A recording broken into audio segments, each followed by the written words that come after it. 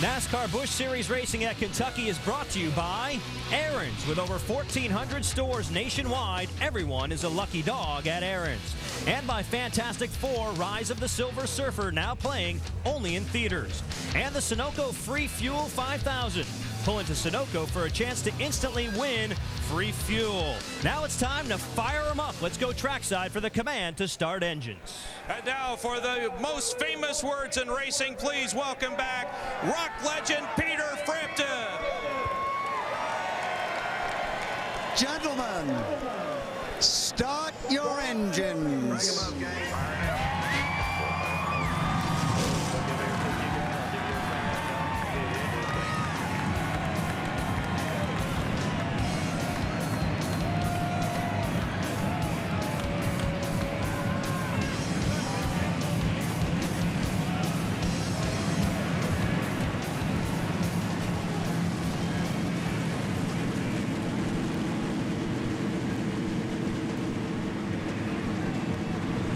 That's all from the pit studio. Thanks, guys. Let's go upstairs to Marty Reed and Rusty Wallace. All right, thanks, Mike. You know what really strikes me as we get ready with 70,000 of our closest friends right out here behind us, Rusty Wallace, 9 out of the top 10 qualifiers in the field have never won a Busch Series race. We've talked about it the last 2 days. Tonight is a night of opportunity. It really is. It's all about opportunities. The NASCAR Next Cup guys are in Michigan. The Busch regulars are here, and this is a chance for them to shine, Marty. And I really think that out of that top 9, one of them could win this race. And the last 2 years, the winners come out of the top 2 rows. The only guy who's won there before is Carl Edwards. Go figure. All right, let's get ready to go racing, because as we take a break here, let's show you our in-race reporter. It will be Stephen Light. We'll talk to him when we come back. And crew cam, well, it's going to be Clayton Doyle, the rear tire changer on the number 38.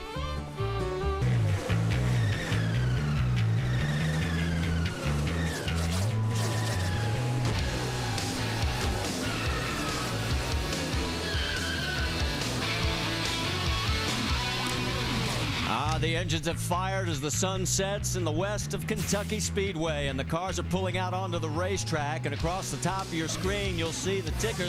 Pick out your favorite driver. You'll notice that Regan Smith has his first career pole, our 7th different pole winner in 7 years here at Kentucky Speedway.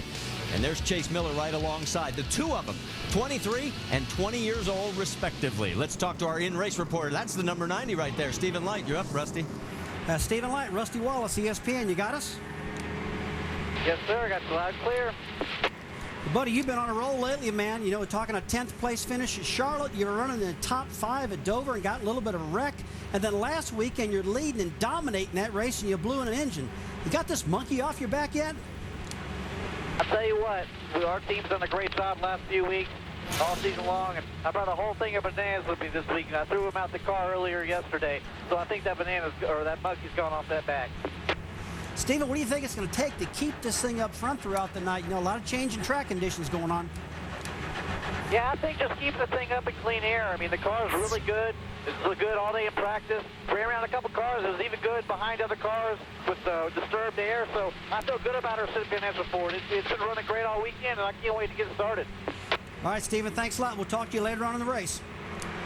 All right, sounds good, guys. Cauley, Rusty Wallace up here at ESPN. You got us? Well, buddy, this race is going to start during the day. It was really hot this afternoon. It's going to end at night. It's going to be really cool. You got enough adjustment in that car? Yeah, we got rubber tanking in the rear, the steady financial nitrogen full.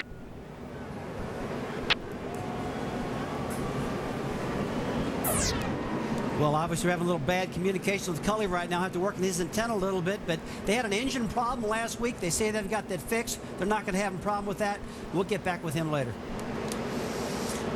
Let's take a look at our other onboards. We've got a total of 8 in the field. From left to right across the top, Mike Wallace, Dave Blaney, Brad Coleman, Richard Johns, Bobby Hamilton Jr. in the middle.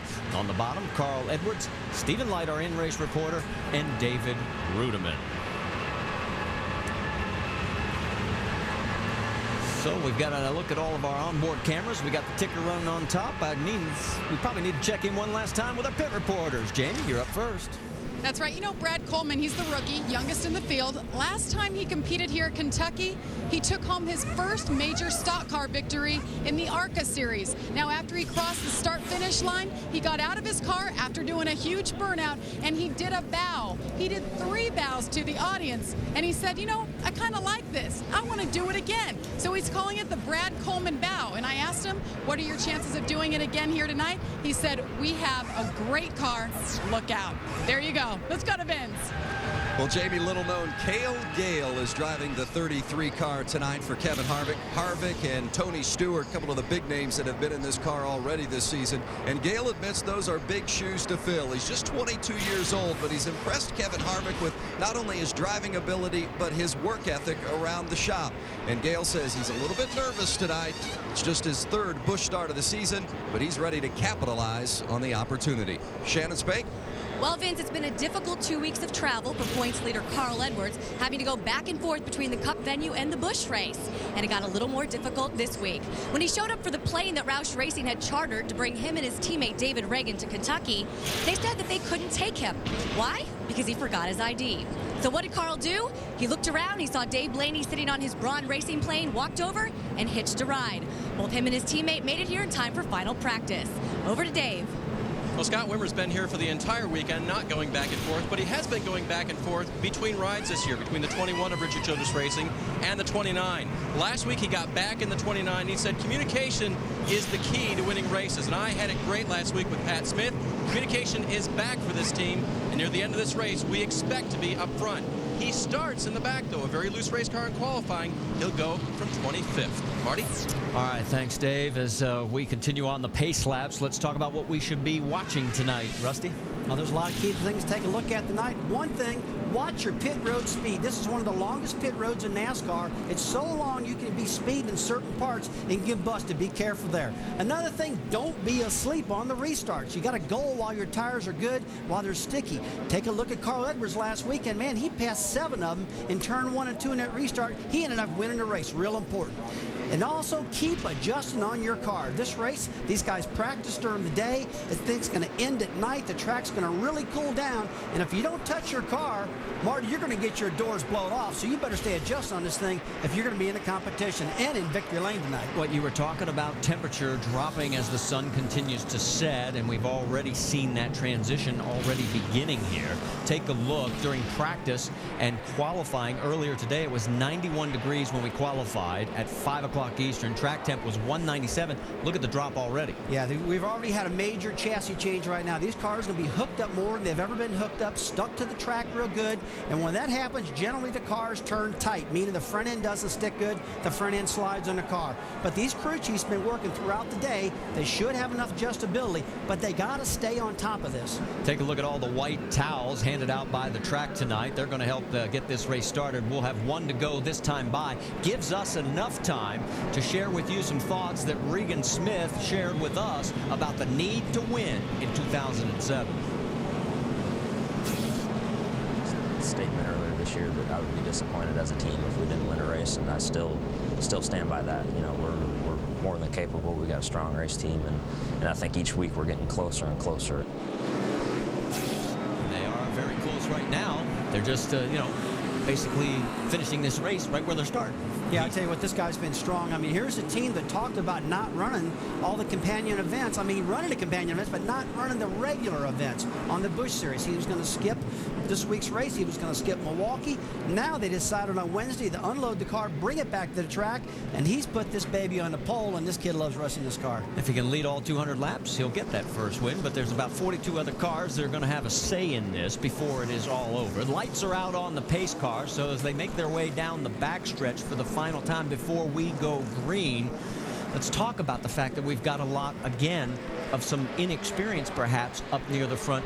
Are you worried about that turn 1 that we've talked about and saw what it can do during practice? My number thing I'm worried about is these guys get aero loose. If you take the inside car and drive into turn 1 wide open and take your inside car and lay it against the guy on the outside, you will get loose. You lose the downforce in these cars. And these young drivers got to learn that. That's one thing they keep struggling with.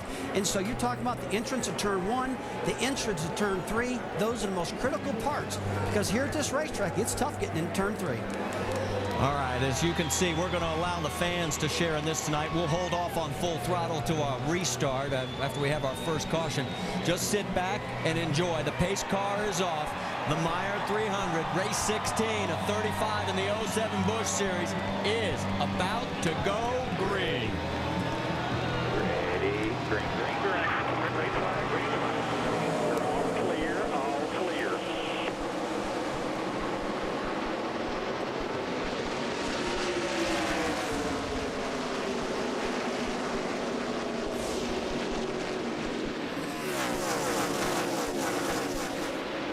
Right now they're off the good clean restart, no problem whatsoever. Regan Smith gets a big jump, and that's what you got to have, Marty, clean air. I expect him to start taking off in the sunset right now. He's not racing anybody. Oh, we got a spin. Just getting ready to happen over in turn 4 to 25 car. That's Johns. Richard Johns. Richard Johns in trouble. Last thing you want to see out of a new driver. Team Renzi Motorsports, his third race with the team. He is normally the engineer on the 35 car for the team. That's Bobby Hamilton Jr.'s car. And here is Richard getting himself turned around. I'm wondering if he got a little bit of help. There's not a lot of damage to the race car. We've got a replay coming up. Let's take a look. He's on the high side there in the 25. What's the last thing you want to see is 3 wide going into the start of the race. 47 car gets up and clips Kelly Byers, gets him in the left for a quarter panel. And you know, you might be able to fix this car, Marty. It's got the rear of it tore up a little bit. It's definitely not out of the race. Take one more look at it. You know, it's definitely a classic case of not giving up real estate. You know, we talked about get what you can get on these restarts, but, you know, the tires weren't even up to temperature right there. And they just ran out of racing room going into turn 3. So a tough break for Richard Johns as he started 22nd, and right now they'll get him into pit lane and try and work on that car, see if they can get him back out. Stay with us. We're under our first caution here at Kentucky.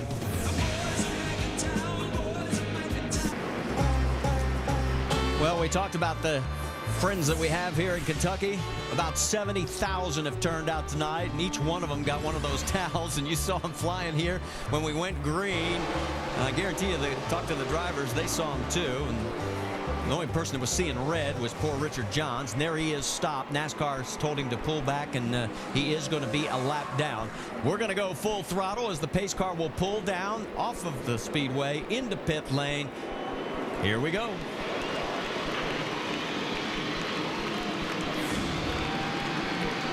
Fade back 1.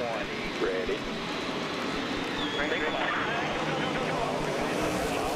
Clear by 1. All clear. 3 wide. Find your rhythm, bud. Don't kill yourself here.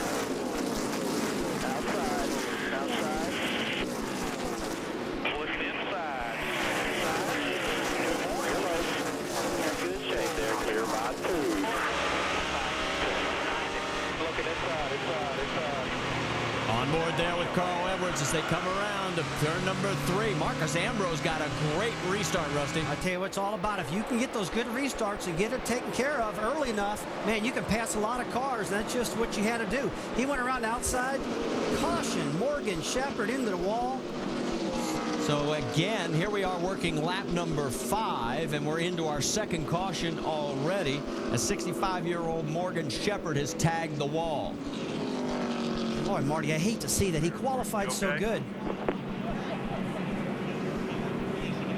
He's okay. He's moving around. That was totally uncalled for. 10-4. Please, no. Well, I'm wondering if he got some help. Well, Could have got a bit. All right, let's go back and take another look. Let's listen in.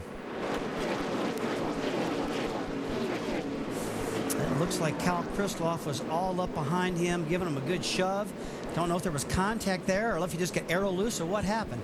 Oh, yeah, he was all over him, Marty. It's just like, I don't know if Morgan slowed down and Cal couldn't get out of the throttle quick enough or what, but there was definitely contact between Cal Kristoff and Morgan Shepherd there. And, you know, you're talking about Morgan. He's week by week, what a great competitor, and we were so happy with the way he qualified. I hate to see this for him. Well, and did you hear on the radio? He said, well, that'll put us out of business. I mean, and for them, I mean, this is serious damage.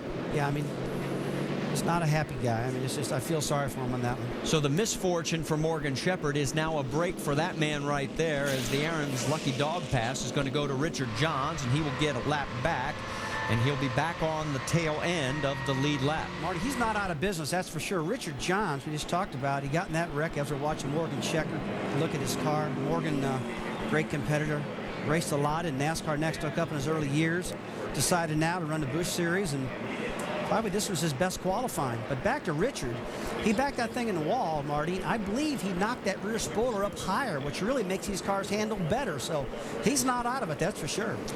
Well, you see Morgan Shepherd, the oldest in our field, and with it being Father's Day tomorrow, take a look. We have 15 fathers, 2 expecting fathers, and yeah, you're right. It was Morgan who's the grandfather. Stay with us.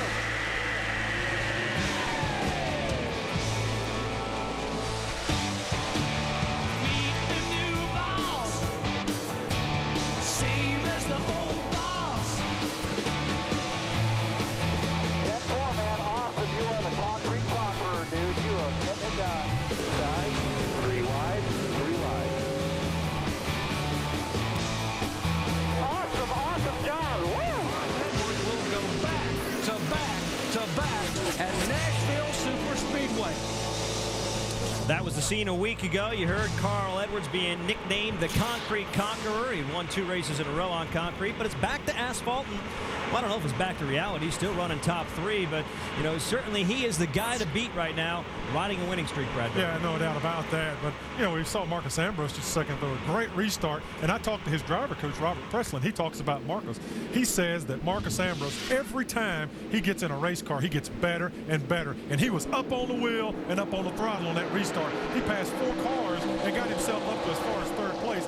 That's being very aggressive and paying attention. But going back to what Robert said, he said this guy gets better and better. He's not one of those guys who disappears in the pack a couple of weeks at a time. He always is in the mix, so he's doing a great job right now. Well, we heard in the pre-race show that he made a deal with one of his buddies saying if he finishes inside the top 5, well, he's going to strip down to his underwear. And right now, well, he's running 4th, so he's doing a great job. We could see a strip tease here at some point later in the afternoon, later in the evening. We're getting ready for the restart now.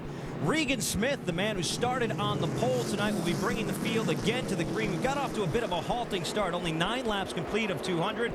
Already we've seen 2 caution flags. Field now getting ready to take the green flag again. You can see the fans on their feet waving those terrible towels, waving their drivers on as we get set to see the emerald silk in the air. Regan Smith takes the field to the green.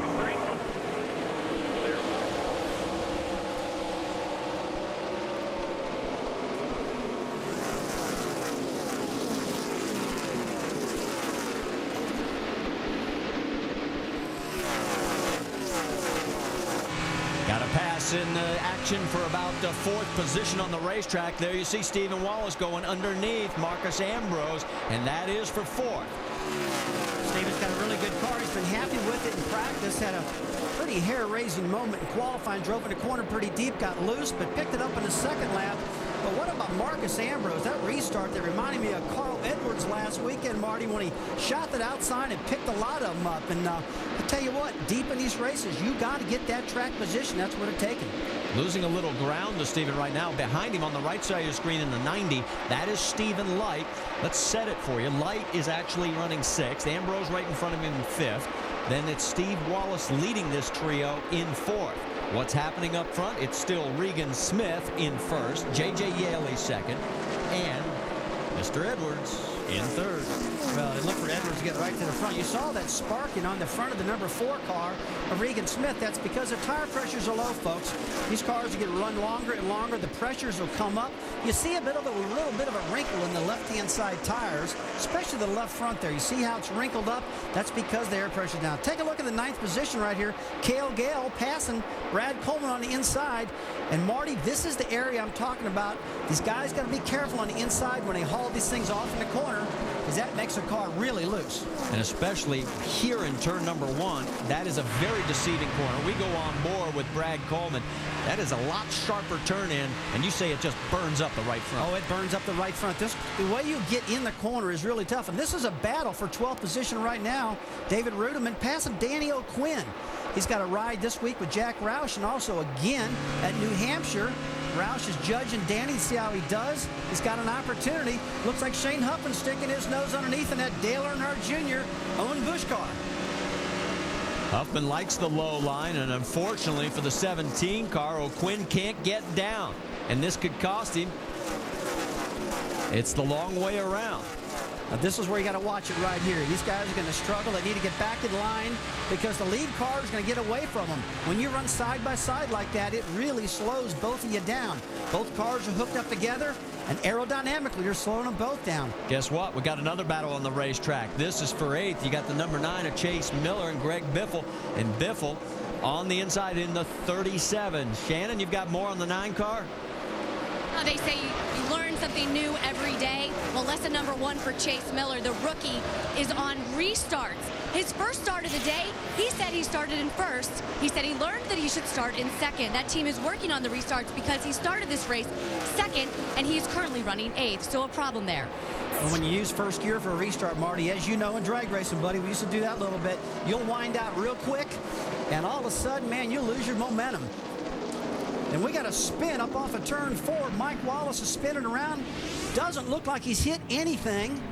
You see the cowl flaps popped open on the front of the car, relieving the pressure. That's what happens when a car spins. And Mike's back underway. We'll check for damage. One after real early, spun out. One after real early. Got another one coming. And it sounds like he just broke a transmission. You hear that noise? He come out of 3rd gear, went back, and something went wrong with the transmission. So this is our 3rd caution here on lap 16 of 200. Let's take another look. Nobody around him.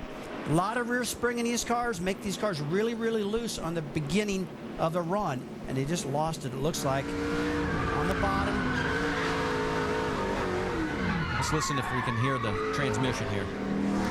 Get down. Back. Stay where you're at. Stay where you're at. Stay where you're at. All right, come on, get it started. Let's go.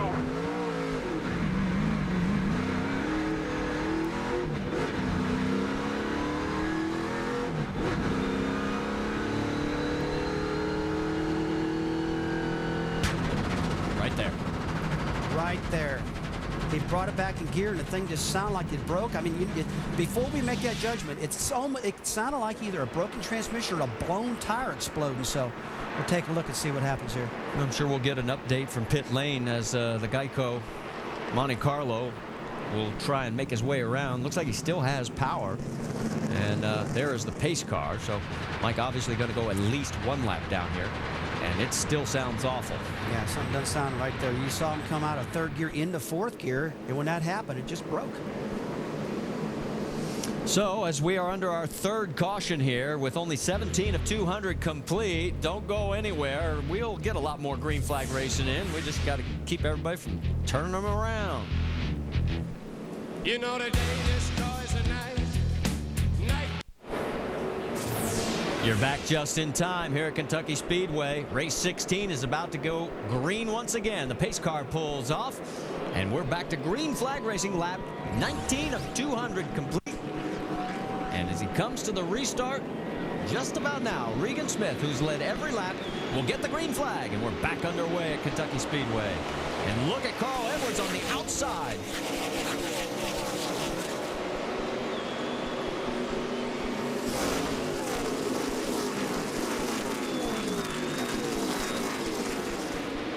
I'll tell you what, they're 3 wide up off of turn 2. They are side by side. They are passing. Look at that. Stephen Wallace and Marcus Ambrose, and Regan Smith goes all the way to the back.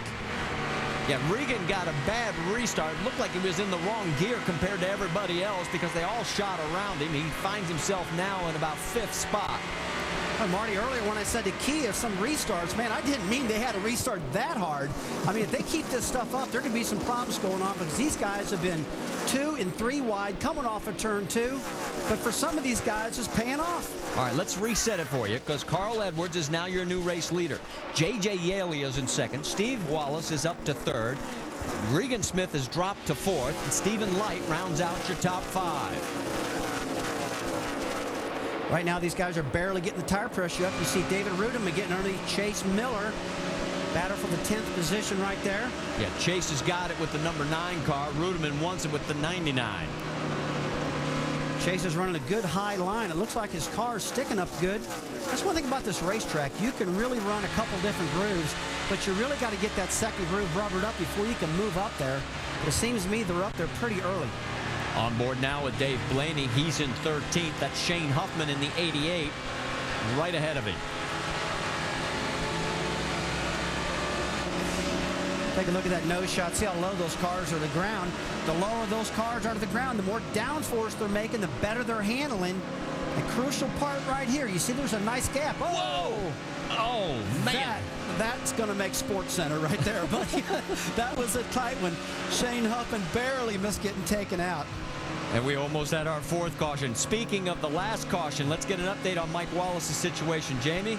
Well, guys, he's already back out. Mike Wallace came in. They changed all 4 tires. Now, Rusty, what that weird sound was you guys were hearing on that onboard is flat tire hitting the fender. So nothing wrong with the transmission as far as they can see. But to add insult to injury, he came in on pit road. NASCAR penalized him, said he pitted too soon. He pitted before the pace lap was ahead of him, basically. So they were penalized. And to add more onto that, his crew chief left last week, so Mark Reno is filling in as crew chief. Marty? Well, that pretty much covers everything. Way to go, Jamie. Good job. Mike is a lap down right now, but he is the only car still out there that is a lap down, so he would get the lucky dog next yellow. So plenty of time for him to get back into this race. Now let's go back and take a look at what happened to the 10 car. He's on the bottom of the racetrack. He's side by side, which makes him loose. You see aerodynamically he loses the back end. He did clip Huffman just a little bit. You see the mark on the front of Blaney's car. And let me tell you what, both of those cats right there just cheated death on that one. Dave Blaney recovers, and Shane Huffman does a nice job of keeping from going into the wall. Meanwhile, take a look at J.J. Yaley and Regan Smith. Now, Yaley's running 2nd, Smith in 3rd. And we need to give some props to Mr. Yaley because he won the pole up in Michigan. He never made it back here last night. He never got in this race car until qualifying, and we all saw what he did there. Yeah, I tell you what, they've really changed that number 1 car around. That car's not been handling good. They've been real concerned about the performance. They made some chassis adjustments in the front that JJ said really made the front of this car turn better. And folks, at this racetrack here in Kentucky, it's all about handling. If you picked up something, it's really going to help. And obviously, this number 1 car has got a good advantage from what they've had in the past. Now, I don't know how long it's going to last because Regan Smith is right on his tail right now, and Regan just got held up in some traffic on that last restart, which got him in this position. Yaley started 3rd. He's running 2nd. Regan Smith started on pole. He's dropped to 4th. What's the story, Dave Burns?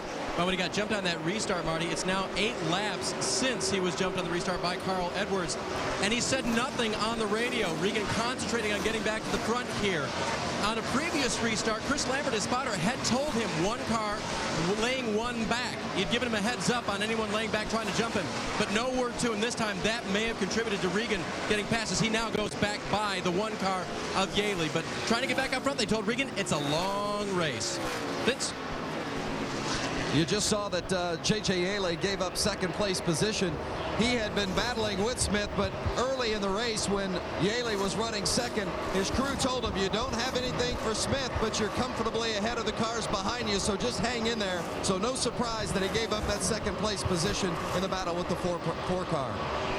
All right, thanks for the updates, guys. Right now, Carl Edwards' lead over Smith is 1.2 seconds, and then Yaley is just a couple of car lengths back from there. Well, they got enough time in their tires right now, Marty, to tell what their cars are doing. They've kind of settled in, no cautions right now. Those first 2 cautions really got confusing about what you would really want your car.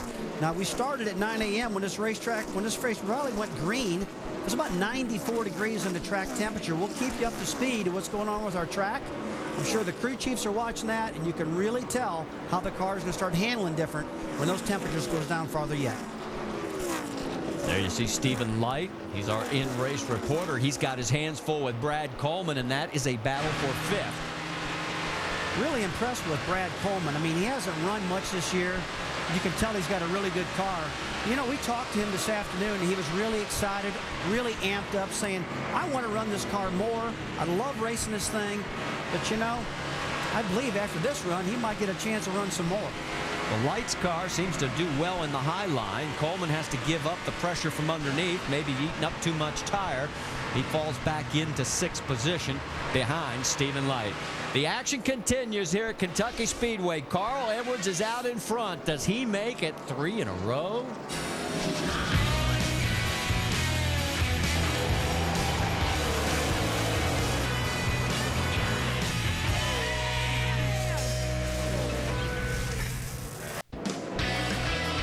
Edwards, he's the guy to beat. Carl Edwards takes the victory. That is awesome. You want to talk about domination? I'm going to do a backflip here. Carl Edwards goes back to back. Now here comes Edwards. Fights his way to the inside. Edwards has the lead. You are getting it done. Carl Edwards will go back to back to back. His 4th win of the season at Nashville Super Speedway. Carl Edwards takes it. Man, that's awesome, guys. That means the world to me. Different week, different racetrack, pretty much the same story. Carl Edwards was leading just till moments ago when your pole sitter, Regan Smith, reclaimed the lead. And here is exactly how it happened. After Carl Edwards had led 14 laps, Regan Smith rallied back, Brad. Yeah, Regan had some troubles on the restart. He is just now making his way back up to Carl Edwards, and he's showing he's got a super strong race car. He's got that bullseye, as Rusty Wallace talked about, on the back of Carl Edwards' car. Regan's searching for it. And Regan Smith wasn't originally scheduled to be in this race. Great decision to come, apparently. Let's get up to speed, starting with Dave Burns. And Mike, that decision to come was made after a lot of pleading from crew chief Doug Randolph. He said, my knees are dirty. I begged and pleaded so much from general manager Jay Fry to bring this car here. We did it, and they're showing well. Lap 38, he repassed for the lead, and Regan's saying just a little bit about their water temperature. The car, obviously very good. Well, Dave, Carl Edwards just lost the lead. He came over the radio to his crew chief, Pierre Cartel, and said, I'm loose everywhere. Pierre said, 10-4, you're loose. They're going to make some major air pressure adjustments on that next pit stop. Now to Vince. J.J. Yaley is running 3rd, and Yaley has had no issues with his car other than a little bit of a radio communication problem with his people in the pit lane. But otherwise, they have had a smooth run so far on the one car. He's got his best start of the season in 3rd, and it's a good run here in the early going. Jamie? Guys, Brad Coleman, the top-running rookie by a lot. His crew chief, Jason Ratcliffe, just came over the radio a couple laps ago and said, great job. You are the fastest car on the track. Right now, guys, he just passed Stephen Wallace and moved into 4th. And Jamie, that is because his car is a little bit tough to drive right now. It started out edgy in Steve's opinion, a little bit wanting to spin out in the corners, but then it went to tight. Crew chief Brian Frazier suggested he change his line just a little bit. I just checked with him. I said, does that help? Not really. We're not going the right direction. Mike, back to you in the studio. And Stephen Light picks up the 6th position. There he is right on camera right now. He's trying to reel him in. Another one of those guys looking to pull off the upset victory tonight. Still a lot of racing to go here in Kentucky Speedway. Just over 150 laps remaining. Here's your race summary. We've seen 2 leaders, but a bunch of cautions. A lot of racing still to go here in Kentucky. Can we see our 7th winner in 7 races here in Kentucky? We'll find out soon. Welcome back to the Meijer 300 here at Kentucky Speedway. And after 47 of 200 laps, there's your top 5 as Regan Smith has now led 30 of those 47 laps. Started on pole. Carl Edwards was our other car up front. But Smith has now opened up a 1.5-second lead over Carl as we go on board with Brad Coleman, who's running in 4th right now. And he's tracking down J.J. Yaley right in front of him in the number 1 Miccosukee Chevrolet. I'll tell you what, Brad Coleman's really impressing me, Marty. He is running strong tonight. I mean, here's a kid that just runs part-time, and he's got a good ride with Joe Gibbs. He's proven he's worthy of it right now. He's trying to overhaul J.J. Yaley on the inside, going to the outside, going to the inside. Man, I tell you, J.J.'s looking in his mirror, and he sees this guy all over the place. Meaning that, if I was J.J., I'd get out of the way. No, you wouldn't get out of the way. You'd make him move you out of the way. I'll tell you, that move that Brad Coleman's is doing up there reminds me of the late Dale Sr. He would get behind you, drafted at Daytona Talladega. He would go right. He would go left. He'd try to rattle your cage and move you out of the way. And that looks what Brad's doing. He must have been watching Dale back then or something. Well, this battle continues out on the racetrack as it's calmed down for the moment. They're coming up on some more lap vehicles as that's the 36 car they're approaching right now of Brent Sherman in the Big Lots Chevrolet. I'll tell you what, if they keep going the way they're going right now, we're looking at pit stops in about 15 laps. The fuel window on these cars, folks, is about 55 to 60 laps. They get about 4 to 4.5 miles per gallon. Battle for fifth. Stephen Light and Stephen Wallace, they've been going back and forth. And these three, Marty, been screwed together for a long time. That's Marcus Ambrose in the third spot there in the 59. That is also for position. Shannon, you've got more on this? That's right. That number 90 car, Stephen Light, has a direct relationship to David Gilliland's win last year. His crew chief, Cully Barraclaw, was a consultant on David Gilliland's team. It was his second race with the team, and they went to victory lane. He's hoping to do that again tonight with Stephen Light. Well, unfortunately, he just got passed by Marcus for position, so move Ambrose up to 6, drop Light at least temporarily back to 7. Now, the weight distribution on these cars are changing a lot. The more they burn fuel out of the back, folks, the heavier the front of the car gets, and the more the cars start sliding the front end. We're looking at pit stops in probably about 14, 15 laps, and when that happens, they'll put fuel in the back, the car will be back stable, they'll have new tires, they'll run a lot faster, and then the whole process will start over again. They'll start losing that front end and slowing back down. There you see them clearing some of the lap traffic. Back on board with Stephen Light again. Now, Stephen said he had a great car. Stephen Light, he was really excited about it, but, you know, his car's not handling the way he wants it handled right now, Marty. He's one of the guys looking for this first pit stop to change some air pressures, a track bar, which would change the handling of the car, or maybe some wedge adjustments, something like that. So he's definitely needs some help somewhere. Ambrose is closing on Steve Wallace there, the 59, trying to eat up the 66. Now, one key thing here is to really work your lines and try to, if you're a little loose, try to work a little higher line.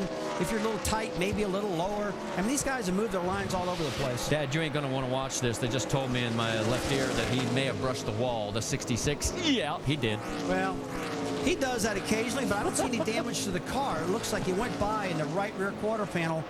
Really just scrubbed it a little bit. I'm not concerned about that. He's still got speed and still going. Dave, is he saying anything down the 66 pit? Yeah, and I think what just happened there is evidence of that as now Marcus Ambrose goes in to make the pass. Stephen reported that the car is just a little bit free from the center off now, even though it's tight in the center of the corner, and that's how I got into the wall. Well, and I think, Rusty, you're right. It's not serious damage. I mean, he's going to probably lose the position here, although now he got the lap traffic in front of him. That could play a factor in this mix as well. Marty, I don't really see anything damaged at all whatsoever. You know, the tailpipes in these cars come out the right-hand side, and they're really rigid. They're bolted to the frame rail, and they stick out about 1 inch outside the car. Look at this, Brad Coleman as he battled for third alongside J.J. Yelly. Yeah, and Coleman has to give it up as he got in deep and then had to back out of it. Now he's coming back for another run. That's on the right side of your screen. On the left, you've got the lap traffic up front. That's A.J. Frank in the 56 car. That is the 66 clearing him. Here comes Ambrose around in the 59 and Light. So that's okay. Meanwhile, on the right side, we got action all over the place. We do. Now, this is where Brad Coleman, being an unexperienced driver, I mean, he's a good little driver, but he's got to be careful getting that thing in the corner. Don't get aero loose and lose the back of that car because they've been running side by side, and that type of running can lead to disaster if Brad doesn't give enough room on the side. I expect J.J. Yelly's going to run him back down, and this battle will start again. So as it stands right now, move Coleman up to third, drop Yaley to fourth. Regan Smith, meanwhile, continues to lead. The reason we haven't showed anything is he's got a 3-second lead over Carl Edwards. And this is where the real action's been, as Marcus Ambrose is in front of Stephen Wallace and Stephen Light. And look out, that's the 36 of Brent Sherman, lap traffic, as he almost gets collected. Yeah, what I was about to tell you a little while ago, Stephen's tailpipes got into the soft wall, and that's what really kept the right rear tire out of the wall. I don't see any scratches on the right rear quarter panel, but that looks like that last time he came by, that tailpipe was just scratched a little bit. And okay, let's take a look at the telemetry and take us around a lap on this. We've got the car's exterior view on the right, and we're on board on the left side. Yeah, these cars are turning about 9,300 RPMs. That's where it seems like the engine builders like to run them at. A lot of, you're on the brake a little bit. You're out of the throttle down to about 6,900 RPM. Now you're seeing Stephen Light, the acceleration coming back up, and he's in the draft a little bit with Stephen Wallace, so that's going to get some RPMs up, but that's only 8,500. Now, if that car had new tires on it, that was on a fresh restart, it'd be close to 9,000. So the lap time has slowed down a lot. That's the reason the RPM has come down. And there you see how close they are. Stephen Light trying to get under Wallace. And again, more traffic. That's Eric McClure in the 0 car being passed by these two. Right now, we should tell you, we have 24 cars on the lead lap. This is the battle for 6, and all of a sudden, here goes Stephen Light underneath, and it looks like he's going to clear him. You know what? I was just thinking to myself, Stephen, let that guy go by. Don't race him side by side, you know. Hey, we're early in this race, and I keep talking about aero loose, you know. Well, we're getting ready for first round of pit stops. We're at lap 61. We're projecting somewhere around 65. They're going to have to start. Yeah, they're really going to have to start thinking about this right now. 65, I'm thinking maybe 68, 69 at the most. Just watch me being wrong on this one, but I think I'll be pretty close on this. Remember, we've had 3 cautions so far for a total of 10 laps, so you can sort of double some of your mileage for every caution lap. Okay, the 90 car just reported Stephen Light. He'll be in 3 laps, so that's going to put him right at lap 65, what we predicted here. So these guys are thinking about fuel mileage. They're thinking about don't run out of gas. And Marty, the number one thing they can't do, you see that entry cone coming in off of turn 4? That's where pit road speed starts. Now, if they come in and slide that past that thing and go too fast, that will flat ruin your day. We already got pit stops. First one to blink is our race leader, Regan Smith, as he is coming in. There's the line, and right behind him, the 27 car. That's Jason Keller. And there comes J.J. Yeley as well. So Yeley will hit his box first, so we'll send it to Vince Welch. J.J. Yeley has been running up toward the front, has not been complaining about his race car, but he has just been saying that the car's been a little bit tight. They're going to make an air pressure adjustment for Yeley and 4 tires and fuel. Dave Burns. They pushed it too far on fuel mileage for Regan Smith. His car will barely make it to his pit stall. Coasting down pit road. The motor not fired up at this point. The crew are going to have to go and fill it with fuel. He will pass Stephen Wallace, who's in just behind him. Wallace on pit road now. But after they fuel Regan's car, they will either put a squirt bottle through the front of that hood or spray ether into the cowl area to try to get it refired as they make their change now. Jamie, the 10 of Dave Blaney is in as your leader coming in, struggles. Dave Blaney started 18th. He was all the way up to 8th when he came in. He's been quiet on the radio. He said he's just a little bit tight in the center. They're going to do 4 tires, full fuel. Dave Blaney racing here in Kentucky for the first time, even though he's logged hundreds of miles. Let's go back to Dave. And Jamie, the 4 is still on pit road. Regan has not been able to fire that car. Now they're spraying ether into the cowl. The team will try to push him forward, but this is not easy to do. He will throw it into gear and try to get it started, but he has lost laps on pit road, and finally the 4 lurches. No, he doesn't get it done.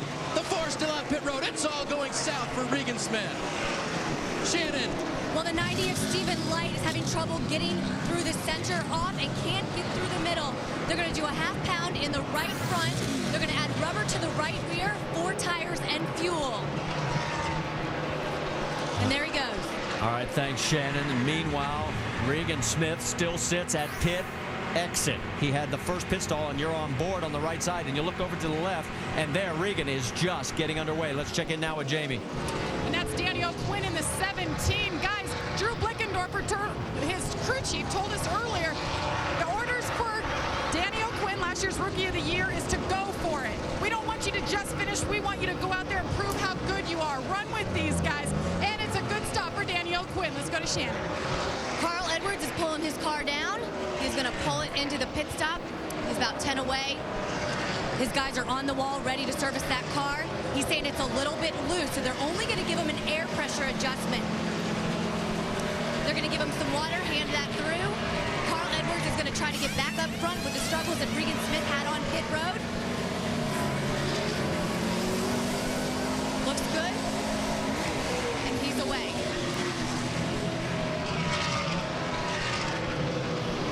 And Brad Coleman is in the box, the top running rookie all night so far. He started 7th all the way up to 3rd position.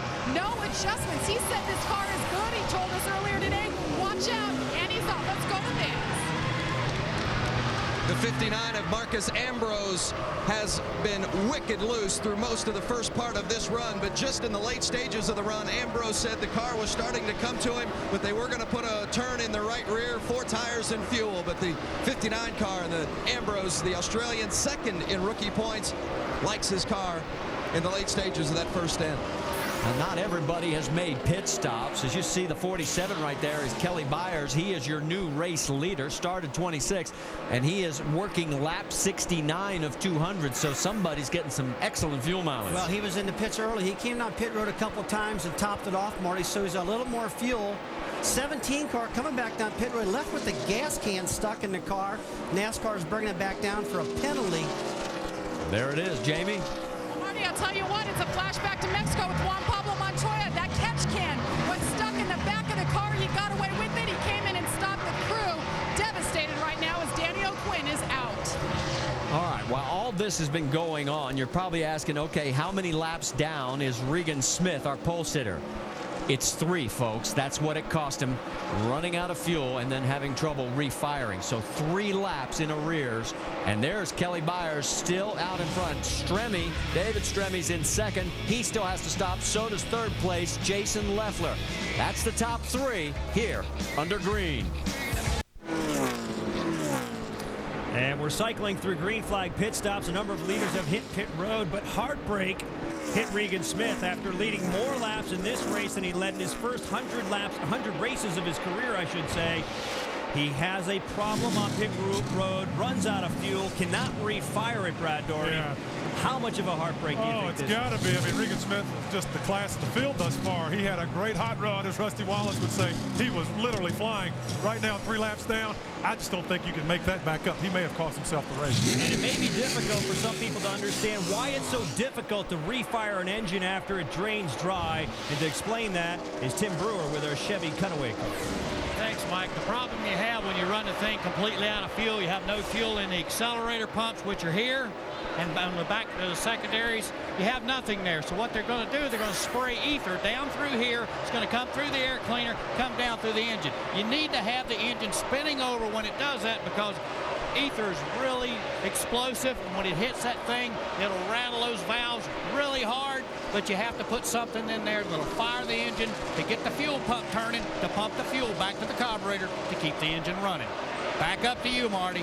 Great explanation, Tim. For more on refiring, log on to ESPN.com. Your search word is know-how.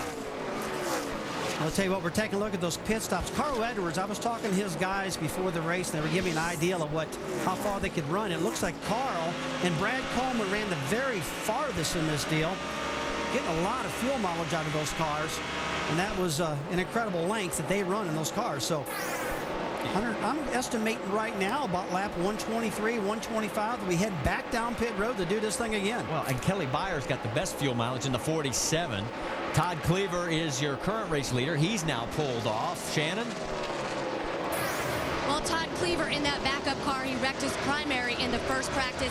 He's going to get 2 rounds of wedge in the right rear, 4 tires and fuel.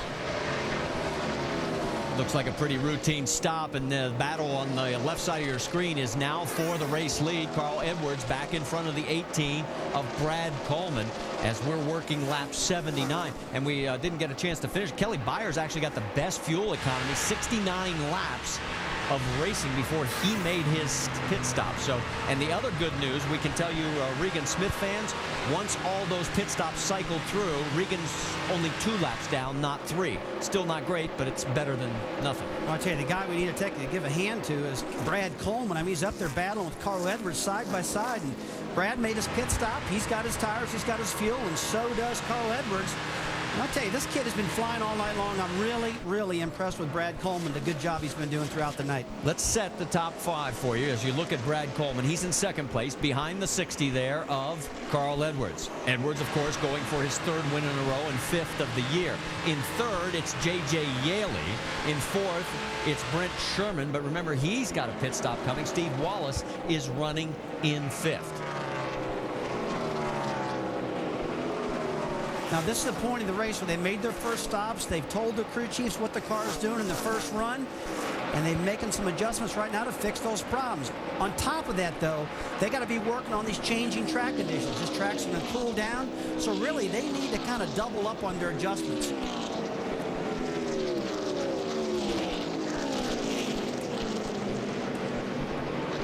There is Steve Wallace. There's the 36 of Brent Sherman. You're saying, how did Sherman get up there? Remember, he stopped at lap 18. That was under one of our early cautions. That was his last pit stop. So he is the last of all the leaders in the top 10 to make a pit stop. And he'll have to come in here soon. Meanwhile, Wallace has moved up to 4th, getting around Sherman, bumping him back to 5th. I tell you what, this Brian Fraser-led team, they've really felt the heat with some mistakes, leaving lug nuts loose. Some wheels came loose a couple races. I believe it was 3 races in a row the team suffered from loose lug nuts and bad pit stops. Well, they've all sat down, had big conversations. They've been practicing. They've been testing. They've really got their game right now. I mean, this is the best I've seen Steven run the last 2 or 3 weeks, Marty. He's been real consistent. And as long as he doesn't flirt with that wall anymore. I'll talk to him during the commercial break and let him know that. Okay. Carl Edwards continues out in front by 1.2 seconds over Brad Coleman. J.J. Yaley in 3rd. There's your top 5 at Kentucky as we're in the Bluegrass State with 83 laps down of 200.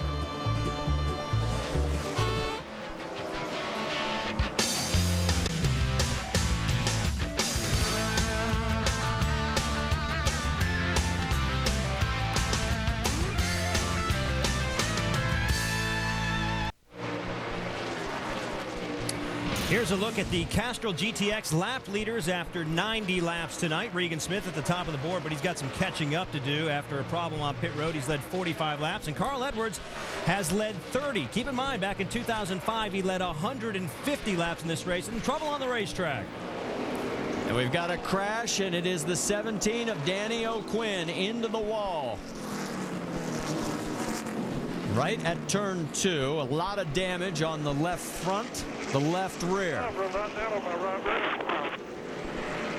10-4, looked like they crowded you down a little bit there, bud. So this comes out on lap, the caution comes out on lap 91. Take another look. All right, that is what I was talking about, the aero loose. When those guys get that close, Marty, you lose the downforce of the inside air of the car. It's a classic aero loose, I call it. He spun because of the looseness. That was it. Now, this is not a good thing for Danny. He looks like he got loose, lost the front end, come up in the side of Richard Johns, and party was over at that point. Jack Roush has got him driving the 17 car that Matt Kenseth usually drives here at this track. He's scheduled to be in New Hampshire, and now he needs to have a good run in New Hampshire to have Jack feeling pretty good about what he's doing. And he's already headed to the garage area, and now he's heading over to another side of the garage. So we'll see if anybody's going to pit here on lap 91. We're not even to halfway, and we're into our 4th caution. I would say they would hit pit road. I mean, they've been close to their 27 laps into a run, and this pit would probably get these guys back in sequence with everybody. And it looks like Carl Edwards is going to be taking it. So is Brad Coleman and J.J. Yeley. Let's bring in Jamie Little up first. Well, that caution was just in time for Brad Coleman. He has been screaming on the radio saying his car is so loose, swearing that his team made adjustments last time. They said, no, Brad, do your job, stay out. And they're going to make some a track bar adjustment, go down, tighten them up, 4 tires and fuel. Let's go to Vince. J.J. Yaley in the 1 car taking on 4 tires. Yaley said he felt like maybe he had a right front going down. They said they didn't think so, but they wanted to replace it. And fuel as well for Yaley. Let's go to Shannon Spade. Well, Vince, Carl Edwards is in his pit stall. He says the car's a little bit loose. Pierre Gattel said, you want me to go down to the track bar? He said, no, man, just an air pressure adjustment. Just trying to tighten that car up a little bit. Dave? Biggest complaint for Steve Wallace, just a little bit tight. They removed a spring rubber from the left rear. That should help. 4 tire change. He races off pit road. And you notice where it was Carl Edwards getting off of pit lane first. We'll update everybody after this round of stops. But there you see, there is Brad Coleman in the 2nd spot. Looked like Steve Wallace got out in front of J.J. Yeley. We're on board with Brad Coleman as we head to commercial break. Take a look at the action from Clayton Doyle's point of view. He's the rear tire changer for Jason Leffler. Just that fast. Tires off, tire on. Join a revolving cast of NASCAR insiders as they provide the latest news and information on your favorite drivers and teams, interviews the biggest names in the sport, analysis, opinion, and debates. NASCAR Now, the daily destination for racing fans on ESPN2 tomorrow at 10 a.m. Eastern, presented by Mobile One. We're under our fourth caution here. Let's get caught up with our in-race reporter, Stephen Light. Stephen, Rusty Wallace, ESPN, you got us? Stephen, Rusty Wallace, ESPN, you got us? Yes, sir. Go ahead. Yeah, we had a lot of cautions earlier in the event. And how long did it take for you to settle in? And what was that car doing anyway for you? Well, the whole run there, I found out my car's been tight middle corner, a little bit loose behind other cars getting in the corner. So kind of having to take it easy on entry and make sure I get the thing turning in the middle of the corner right about here. Otherwise, I push up to the wall and I got to get back out of the throttle. So City Ford was driving down pit road, worked on it. So hopefully there's a couple of adjustments we made to make it better. Stephen, does the racetrack have a second groove right now? Can you run too wide here and run up top and get a lot of momentum for that Ford? You know, the more we run, obviously, the more we'll go up there, and the more rubber we lay down, the more grip we'll get. So it's probably a lane and a half of grooves right now, but as the race goes on, here's probably another 50 laps, we'll be able to run at least 2 grooves wide. And if your car is good enough, you can go up top and be better than you are on the bottom. Just depends on how your car is working. All right, Stephen, thanks a lot, buddy.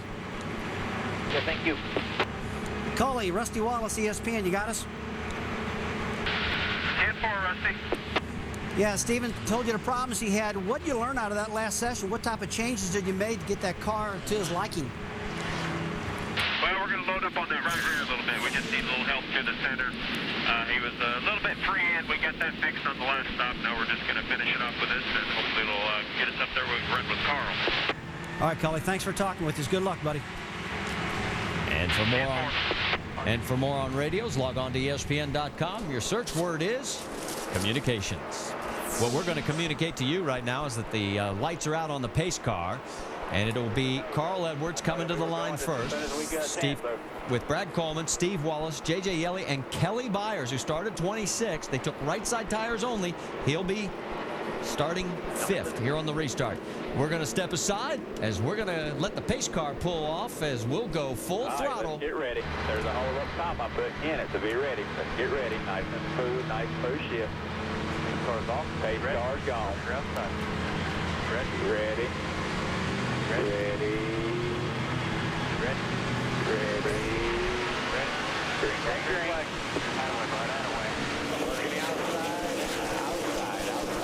Still there, barely. Come on. Outside there.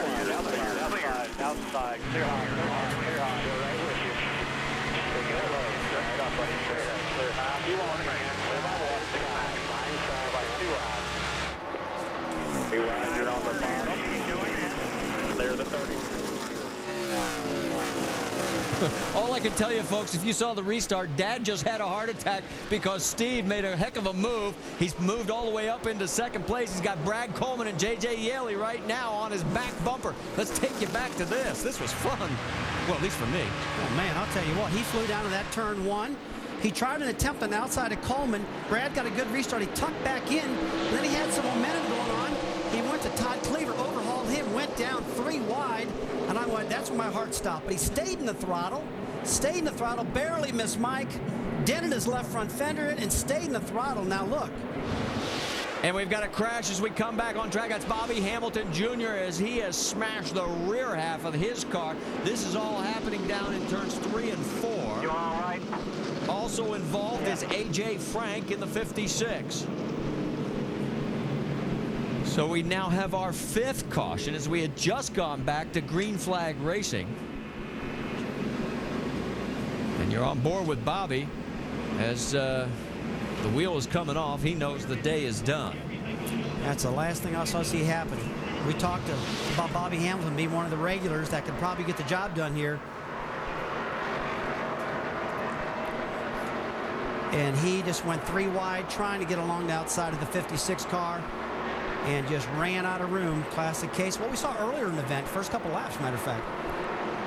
So we go on board with Bobby Hamilton. Just listen in.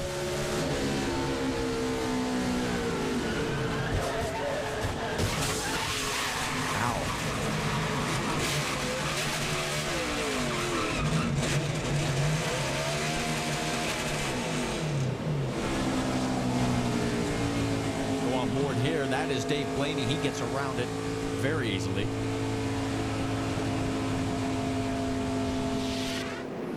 And it looks like, well, Bobby's okay. You know, Bobby won this race back in 2003.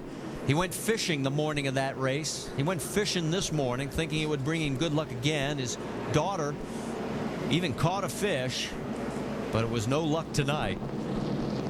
So Kevin Hamlin will get the Aaron's Lucky Dog free pass as he'll get back on the lead lap as we're under our 5th caution here at Kentucky Speedway. Stay with us. You know the day.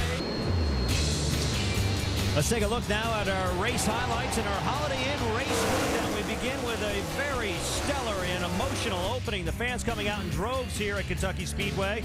Seen many lead changes. This is one of them on lap 38. Regan Smith bypassing Stephen Light. Well, excuse me, that's Carl Edwards. Regan Smith's day did get a little bit sour, though. Ran out of fuel, had problems refiring it on pit road, subsequently fell several laps down. A heartbreaking moment for Regan Smith.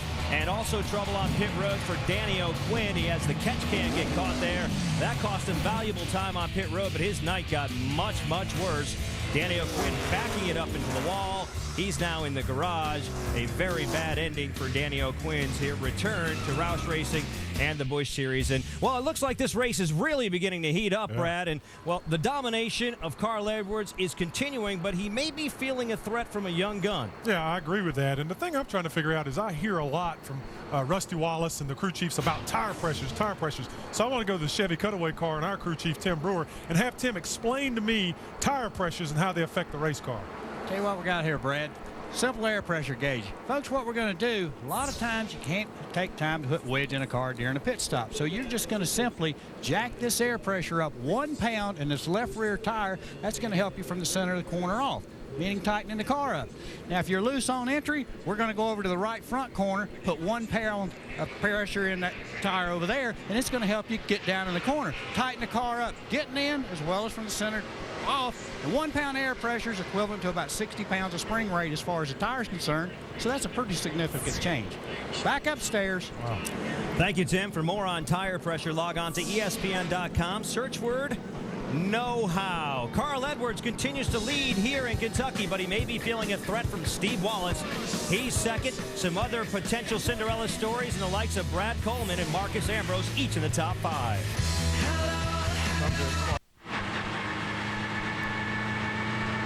Welcome back to Kentucky Speedway. There are 7 Nextel Cup full-time drivers in the field, but that really is only a fraction of what we're used to seeing in these Busch Series events. And with that said, Brad Doherty, it seems like it's really opened up the doors for some of these Busch-only drivers to really capitalize. Look at some of these names running very strong tonight. Stephen Wallace second, Brad Coleman 4th, Marcus Ambrose 5th. What stands out in your mind? Well, it's a lot of fun watching these young guys have an opportunity to get up and run up front and get their name in the spotlight. Every weekend we have the Cup guys who dominate the front part of the racetrack. So this is great to see Stephen Wallace running second, keeping those fenders clean. Marcus Ambrose, Brad Coleman, what a great run for him. This is exciting for me. Stephen Light coming on strong. These are the young men we want to see racing and being competitive week in and week out, and here they are. And it's a stretch of the schedule. We saw Nashville last week, Kentucky this week, Milwaukee next week, where these young guns can really capitalize. One of them is Marcus Ambrose. He knows without the Nextel Cup regulars here in droves, it's make it or break it time.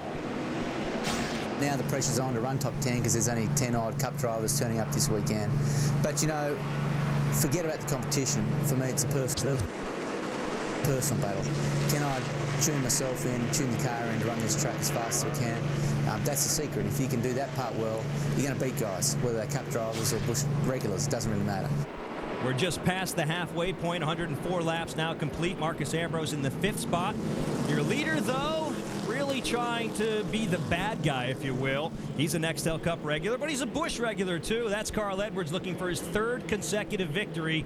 He's the guy who will lead the field to the green. They're double file now coming down to the stripe. You can see the fans once again waving those terrible towels. And Carl Edwards on the accelerator. He gets the jump headed down through the tri oval into turn 1.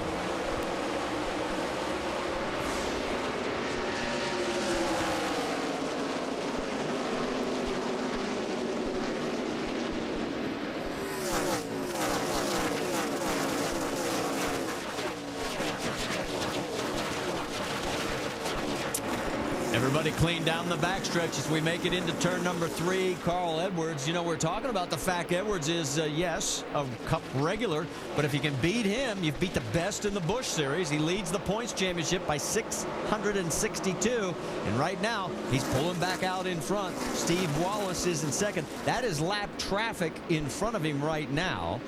The 37 is Greg Biffle. Well, Greg Biffle's a lap down. He's back on the lead lap right now. He would be at the tail end of the lead lap. He just got up to Edwards, got Edwards real loose. Carl shot up the top of the racetrack. Now Stephen Wallace pulls on the bumper of Carl Edwards. But I'll tell you, Biffle, he took advantage of that restart, Marty, got that car back up in the lead lap. All right, as we've talked about it all weekend long, the opportunity is now here, square in the lap of your son, Rusty, Steve Wallace, closing down on the 60 of Carl Edwards. And the two of them are trying to check out from third place, J.J. Yaley. He's a full second and a half behind. Well, right now, a lot of these guys have made many pit stops. They know what their car is doing. They're adjusting. And hopefully, if you're keeping up, let's take a look at this battle assist. Stephen Light just got past Marcus Ambrose. You see Brad Coleman. Now, look, the Holiday Inn car is Scott Wimmer coming in the picture, Marty. This is a guy I've been waiting for. He's got a good car, but he qualified really bad. And right now, that is all for position on the racetrack, including the 22 of Mike Bliss. Bliss has not been a factor all night long. He's on the far right-hand part of your screen. He is running in 9th right now. He just got around Kelly Byers there in the 47. Byers is that rounds out the top 10.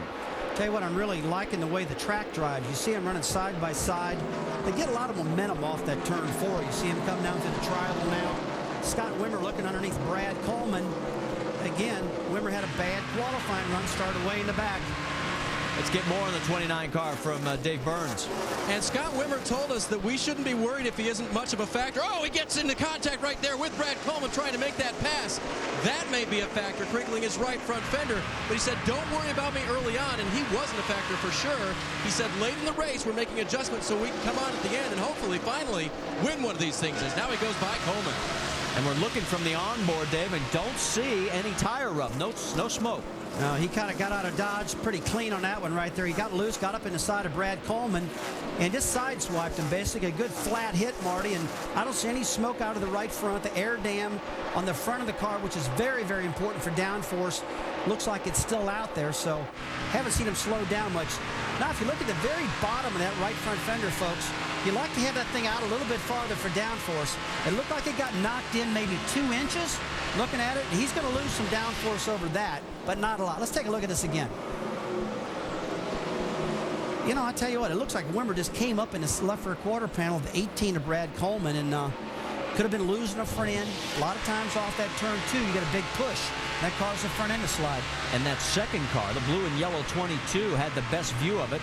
As there you can see that's Todd Cleaver getting past.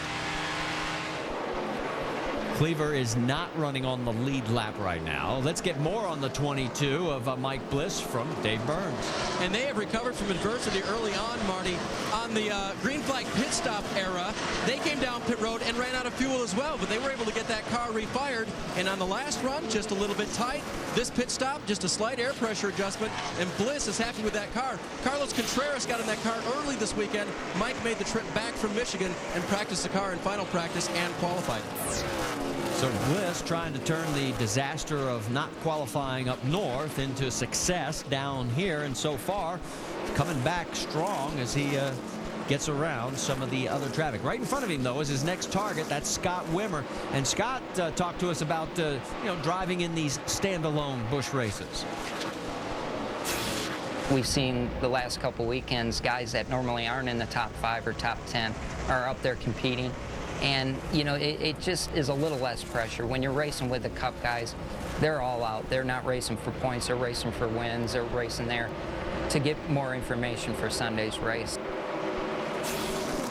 And right now he's racing for a win, and Wimmer's got to find, about 7 more guys in front of him that he's got to pass because he's running in the 8th spot. While this continues out on the racetrack, the night is over for Bobby Hamilton Jr. And Jamie, you've caught up with him? I sure have. You know, he started out today fishing, as we talked about, with his daughter, but tonight he cannot catch a break. And your first DNF of the season, Bobby, what happened? We were trying to go by one of the lap cars. I think it's 56. I think it was like 2 or 3 laps down. And he said he lifted, but I heard the motor. That's why I knew I was wrecked before we got in the corner. But when I got him in there, he was telling me he lifted off the gas or whatever. But I guess there's a reason why they're 3 laps down. So we, I mean, there's going to be another time when he's off the pace and I'm not. But you know, McDonald Ford was good. We didn't get a chance to get up there yet, but we were coming. We were getting all of it. So we started out real tight. We started making changes. But, you know, we didn't need some points, but it's still a long year. So we'll get our stuff and go to Milwaukee. I like that place.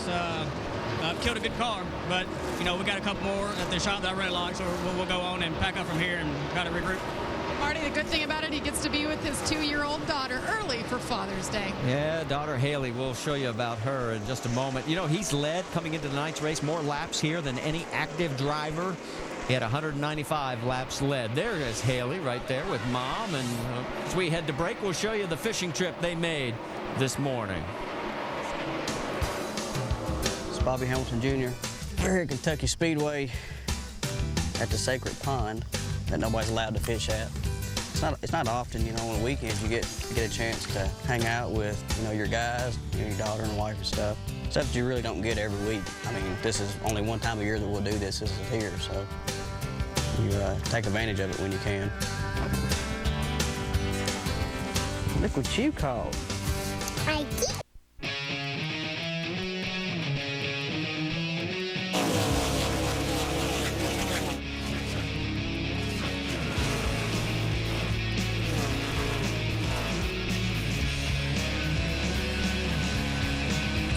Back in Kentucky, the land of horse racing, and tonight, horsepower, and the horse that's galloped away, you're looking at him, Carl Edwards. And to get us up to speed, beginning with Carl Edwards' pit, we go to Shannon Speak. Well, Carl Edwards is still battling a loose race car. Pierre Cattell, his crew chief, said that they cannot make it all the way to the end. They're probably going to come in and pit around lap 166. At that time, they'll give him an air pressure adjustment and a wedge adjustment. Dave.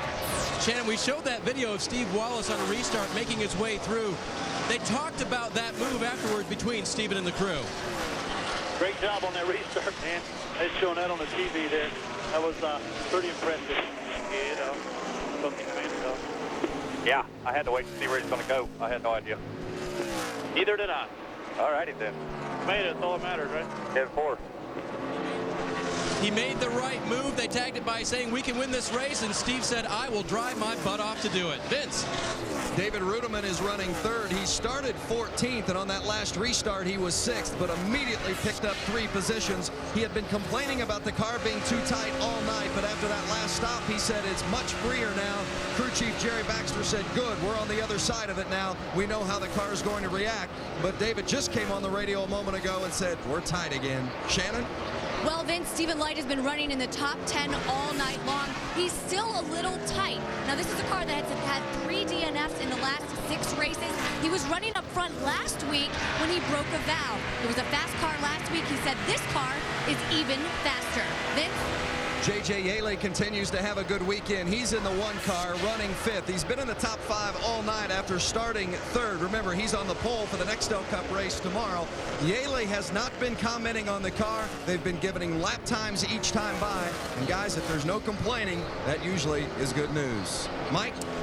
Here's a look at our Castrol GTX lap leaders. After 127 of the 200 laps, Carl Edwards has led 68 laps. He's looking for his 3rd consecutive victory. Can it come tonight, or can somebody spoil that effort? This telecast of the NASCAR Busch Series at Kentucky, available on ESPN2 HD, presented by Vizio. And as we take a look at Stephen Wallace, who's currently running in 2nd place, this was May of 2006 when he won the ARCA race here and made a little history because he did the best burnout that anybody's ever seen. He caught the grass on fire. Marty, that's asphalt he caught on fire right there. It was an unbelievable burnout, and right now he's having a great run, but he's got Regan Smith on his tail. Regan's 2 laps down, and I kind of wish that Stephen just let him go. Because, you know, when you're in the lead lap and you're running that good and you got to be looking in your mirror all the time, that's not a good thing. All right, let's give you an idea. There is Carl Edwards coming across the finish line right now, and there is Steven. He's getting around Kyle Krizeloff. and he does that safely, and that's not been easy to do tonight, unfortunately, with Kyle. A couple of times he's been involved in some things, and you're right, Regan right behind him. Could he, if he got Regan's running lead laps. I mean, he's running 31.6 seconds, and that's right up there with what the leaders are doing. Could he be saving some fuel and drafting? Well, maybe he might be able to save a little fuel behind him. On this style of racetrack, not really. The problem he would probably have, if Regan got in front of him, Steven would probably get tight because there would be no air in the front of his car to push the front end down to make a turn. So he kind of knows that, but still he's driving with pressure. And with the driver 2 laps behind you, that's unnecessary pressure, you know. Regan's not doing anything wrong. I'm just thinking, I wish that if I could get a hold of that radio, I'd say move over and let that cat past you, Marty. Well, let's take a look at this, because we've got a battle for 10th right there. You got Mike Bliss in the 22 going on the high side. Around the 59 of Marcus Ambrose. And actually, that's for now 8th place on the racetrack, because there's Shane Huffman. He's right behind in 10th. So it's 8th, 9th, and 10th right there. Pretty impressed with Shane Huffman. He's got a good run going on for the Dale Earnhardt Jr. car. You know, it's a single car team. There's a lot of single car Busch teams out there. And folks, when I'm talking about that, you're used to hearing all the Cup guys having 3 and 4 teams on one big team, like Roush and Hendrick and guys like that. But these guys are doing a lot all by themselves, and pretty proud of what Dale Earnhardt Jr.'s team's doing now. Well, and Bliss is pulling away from these two. Let's get more on Mike Bliss from Dave Burns. And Marty, in these Busch races, you don't have many stops to make adjustments. So the crew of the 22 team has done a good job getting that car right for Mike. I talked to Mike right before driver introductions, and he said, you know what, I'm a little worried about being too tight all night long. My car never got that good loose feeling in it. There are some bad loose feelings that put you in the wall, but never got the good loose feeling. They've done a good job adjusting and now have the car very fast for Mike. Vince?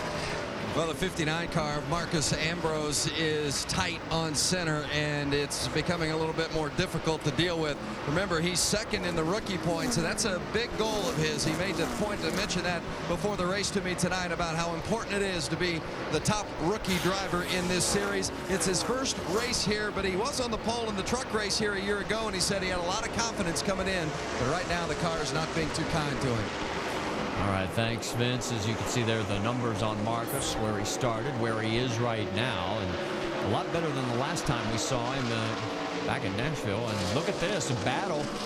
Ignore the 14, but the 2 cars in front of that car, the 29 and the 1, that is for position. Wimmer down low in the 29, trying to hold off J.J. Yaley.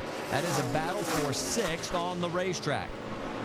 Last time by, it showed that Wimmer had the quicker car at a 31.87 second lap compared to J.J. Yaley at a 32.08, about 0.2 of a second faster than last time by. And the Navy has set sail right behind that pair, because Shane Huffman in the 88's gotten around the 22 of Mike Bliss. Yeah, I tell you, I like the way the 88 car looks. You look at that yellow air dam in the front of the car. The car's really sealed off to the racetrack. Looks like it's turning good. He's got around the 22 car, like you said, Marty. Now reel in the 29 of Scott Wimmer.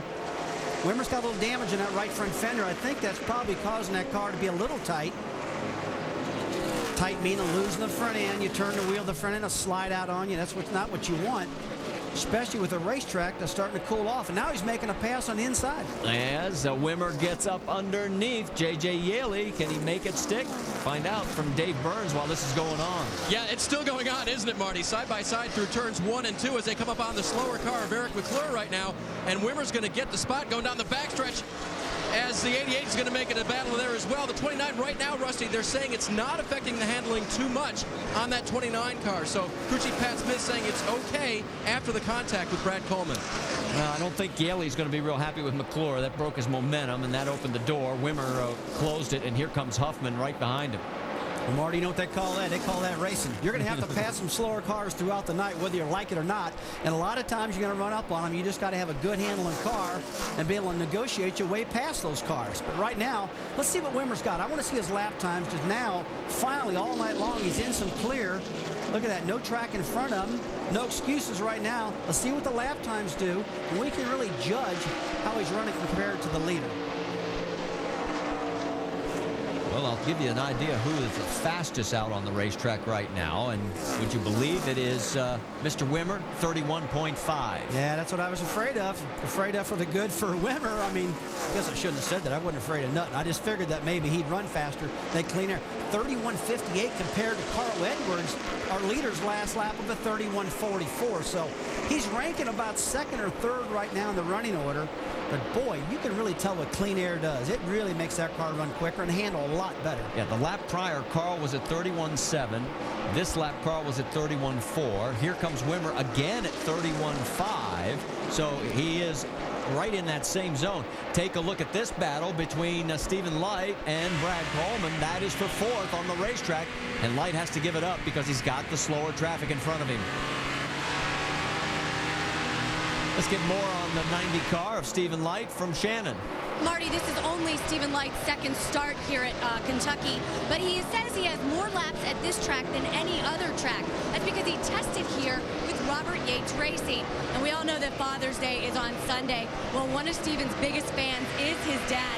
Stephen says that his dad has been to every race except maybe one since he was 6 years old, trying to get a win for his dad tonight. There you're on board right there. You can see what's going on with Light currently in fifth and all the action on the left side with the battle for seventh. If you're wondering what's happening up front, I hate to tell you this, Carl Edwards has got a 9-second lead over Stephen Wallace. He is just clicking off lap after lap after lap. His last lap was at 31.3. Coleman was the next fastest car on the track at 31.4. Yeah, let's go ahead and face it, Marty. He's got the best car by at least 2/10. Now, the thing I've got my mind on right now, these guys should be coming down pit road in about another 12 laps or something like that. We're talking to Shannon Spake earlier. She reported that Carl Edwards' crew chief, PK, said, hey, we can go to 166. That was a lap 103. Now, if that's happening, first of all, we think that maybe Carl might be having some radio problems, but he said, because he wanted to know what was going on, as his radios were a little scratchy, and he says, if I don't hear anything from you, PK, I'm coming at 166. Now, that's a long way to go on fuel. Well, meanwhile, he continues out in front of Stephen Wallace, and it's David Ruderman in third. Can Edwards end up going to his third straight victory and fifth of the year? Well, we'll find out in about 52 laps.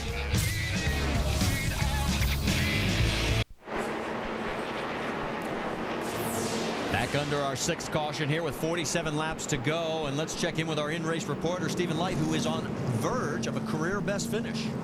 Stephen Light, Rusty Wallace, ESPN, you got us? Yes, sir, go ahead. Stephen, you got that baby in fifth place right now. You got the handling pretty good on it. This is the last run with about 47 to go. This is crunch time. What do you feel, man? The boys been good all night. Every adjustment we've made it faster and faster.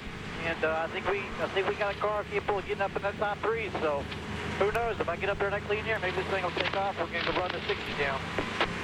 All right, Stephen, how has the track changed tonight? Have you felt much change in it? Well, the groove's definitely moved up about a lane once your tires get old and longer run. Early on, you can still run the bottom, but we've displayed so much rubber down out here that it's really gained a lot of grip, a lot of speed on these new tires. So it'll be interesting to see who's going to the best here at the end. All right, buddy, have a good run. Bring her home, man. Thanks for talking to us.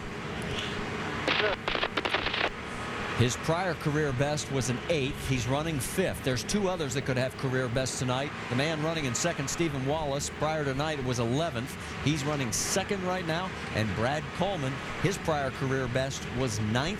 He's currently running in third. But the big question is, does anybody have anything on the 60 car? Let's find out from Dave Burns covering Steve Wallace. And Marty, we know that he is hungry for a win. Would you believe he's thirsty? Drink bottle broke. The crew encouraging him, telling him, hang on, driver. You can make it to the end. Steve's not buying. He said, man, I'm ticked off. I'm thirsty. Well, he's got 46 more laps and he can get a drink. Here comes the pace car. The lights are out. Coming through 4. Let's tuck him into pit lane. Send you full throttle. This car's going. Nice and smooth shift. Get ready. Ready. You ready? Ready. You ready? Go, go, go. Green flag, green flag. There you go, there you go. Inside, south side. Big span behind you. you, big spin behind you. Keep digging. Right. No You slow, saw no, it. no caution. Outside there. Keep coming. The caution is coming back out for 7th, and you see the damage on the 60 of Carl Edwards, and I think Steve and Carl may have an exchange here. Yeah, I wouldn't doubt that. It looked like Steven got into the left rear quarter panel trying to duck underneath him on that restart. Looks like Steven's lost his right front tire. He doesn't have any damage, and Carl Edwards got the end of this bad end of this deal. So we have our 7th caution with 45 laps to go. I just started to say that these guys are probably going to get anxious with 45 laps to go. You know, it's crunch time. They've had a good run online, all these young guys and the veterans. They just got to bring them home from right now, Marty. Both cars, in fact, you see the 60 of Carl Edwards retiring behind the wall. There will be no 3 in a row for Carl tonight, and it looks like the chances for Steven have gone away as well. Let's take you back and see what happens.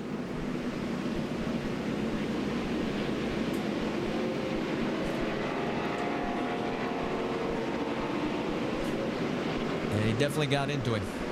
Yeah, he definitely got into him. They were trying to go hard on that restart, and he tried to dive underneath Carl, it looked like. Let's take a look at this. Yeah, just got him right in the rear end. Just too impatient. Got in the back of him, spun him, and that was Steven's fault right there. All right, let's ride on board the 60 and just listen in.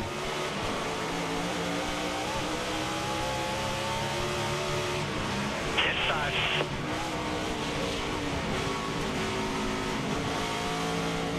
Outside there. Keep coming. Yellow is out. Yellow is out. So that's how it looked from Carl's perspective, and he's got the helmet off, and the crew will go to work as his night is over. Not the way we wanted this one to end, that's for sure.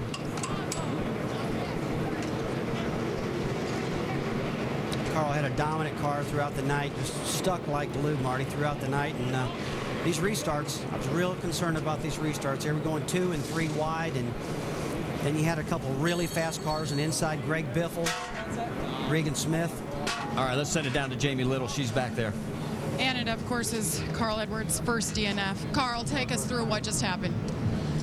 We got a great, let's step out here. We got, man, the Sony Aquos, or Sharp Aquos car is awesome. Sharp, thank you guys for sponsoring us.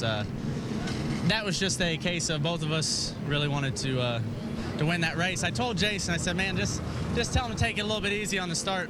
He got a run, and he turned down under me a little bit, and I turned down just a little to kind of make it hard on him, and he just caught me. I mean, if I wouldn't have tried to block, we wouldn't have wrecked, and if he would have just been a tick more patient, we wouldn't have wrecked. So that's, you know, I don't know, too bad. Coming up to that restart, was there any indication? I know you knew he was behind you. Any indication something like that was going to happen? Well, yeah, there was an indication. I mean, I had a good feeling that might happen, but it's too bad. I mean, it's really, he's a great guy. He's doing a great job racing, but it's just we both were kind of in a rush there. Just got to say happy Father's Day to my dad. Hope everybody enjoys the rest of the race. And thanks to my guys. They do a great job. The engine shop. And just trying to get them some TVs. They said they'd give us some TVs. So you folks at home enjoy your Sharp Aquos TVs. And we'll get them next week. All right, that's going to make it for a long trip back to Michigan tonight, boys. Jamie, Steve Wallace has been on and off of pit road twice now. He had a flat right rear tire, and they have repaired some damage on the right side there. But interesting to hear Carl talk about blocking him. One thing Steven did say was he came across my front, and it's hard to see that on the replay, but now Carl's saying I might have given him a tough time getting by, and Steven's saying it was tough to get by, Marty. Well, Carl definitely took the high road, didn't point any fingers, said I probably had something to do with this. Steven had something. Now, what are you going to say? I don't know. I tell you what, it just, when you look at it from this angle on the replay, it just looks like both Steve looked real anxious. Then Carl was just trying to get into turn 1, leading the race. And, you know, blocking them off would be a normal thing to do. So they did that. But the problem they had Regan Smith, which was not a problem at all. Regan did the job he's got to do, but there's no room for those guys to move around. And, you know, Steven's got a brake and a gas pedal. He could have got out of the throttle.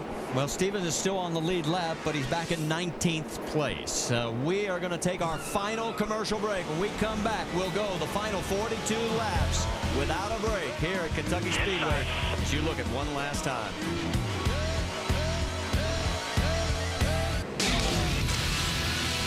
NASCAR Busch Series racing at Kentucky is brought to you by Castrol GTX, high mileage, superior oil burn-off protection for cars over 75,000 miles. And by FreeCreditReport.com. Stay on top of your credit score and credit report at FreeCreditReport.com. By Aaron's, with over 1,400 stores nationwide, everyone is a lucky dog at Aaron's.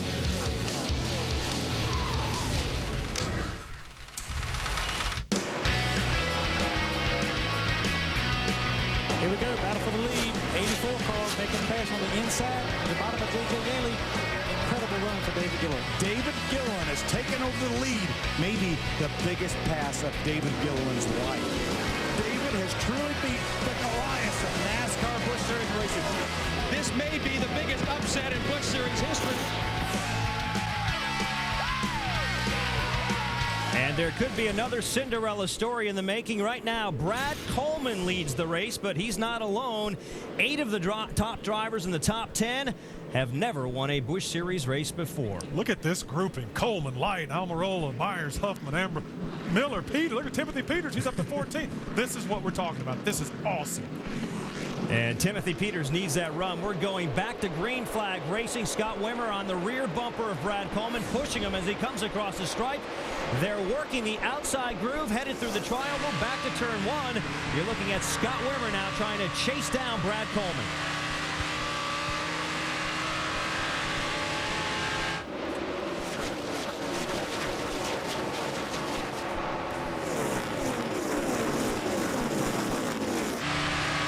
Through 3 and 4 now. We pick up the action with Wimmer, who has 5 career Busch Series wins. Right on the back bumper of the 19-year-old rookie, looking for his first. His heart's got to be in his throat. He's got 38 long laps to go.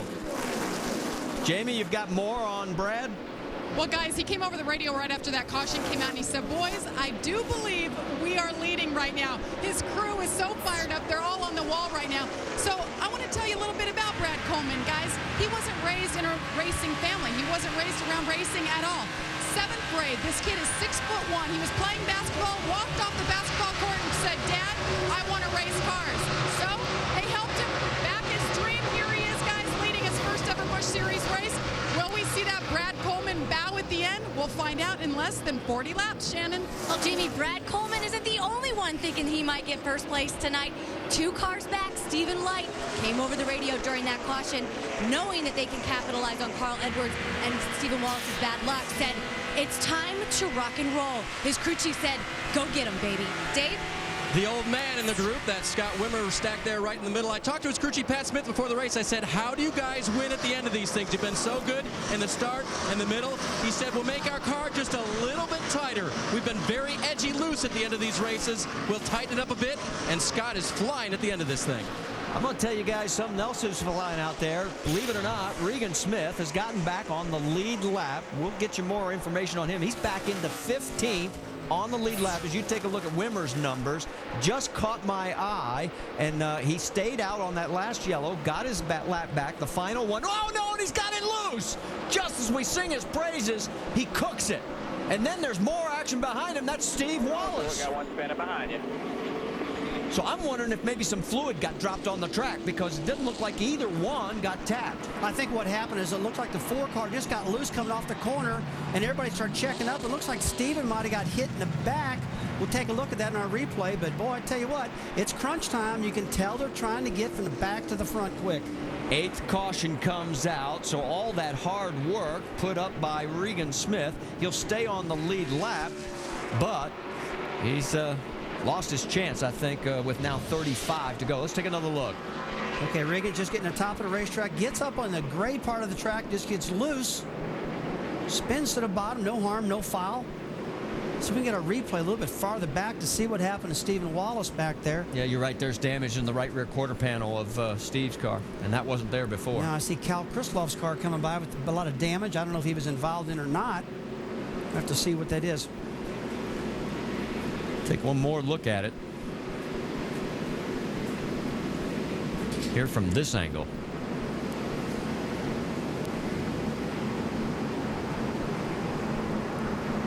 Pretty hard to see what happened. Yeah, we'll hunt for some more replays here. see if we can get a little farther back in the pack and see what we can figure out.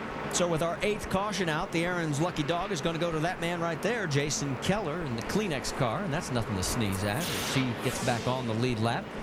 Still has enough time to work his way up to possibly a top 15 finish, as that will now put 21 cars on the lead lap, and there are the guys in the pit going to work on the 66. There was definitely contact in that right rear quarter panel. Yeah, something happened there to the quarter panel. Wish we could get that replay so we can see what happened back there. Sometimes, folks, we just can't get everything. Guys done a good job getting what they got there. Really unusual. You can tell that Regan Smith was really on the throttle and just got out from underneath him. You know, he was talked about how he was getting to the front. All right, let's talk a little bit more about this young 19-year-old as he's led 16 laps. Jamie, I think you've caught up with his crew chief. Jason Ratcliffe has been on the radio to his driver, Brad Coleman, all night, keeping him calm. But, Jason, you were in this position, same exact scenario with J.J. Yaley last year. You've been here, done that. What do you tell your young driver to bring him home to victory lane? Well, it's a tough situation. You know, he hasn't been in this situation very many times, so I'm sure he's a little bit anxious. You just try to keep him calm, you know, get him where he doesn't overdrive his entry. These guys have done a great job. Brand new race car. Everybody back at the shop's done a really good job with it. It's been a tough season for us, but these guys on the 18 team have done a great job all year, hung in there, and Brad's doing a really nice job tonight. Hopefully we can get a little different outcome than we did last year.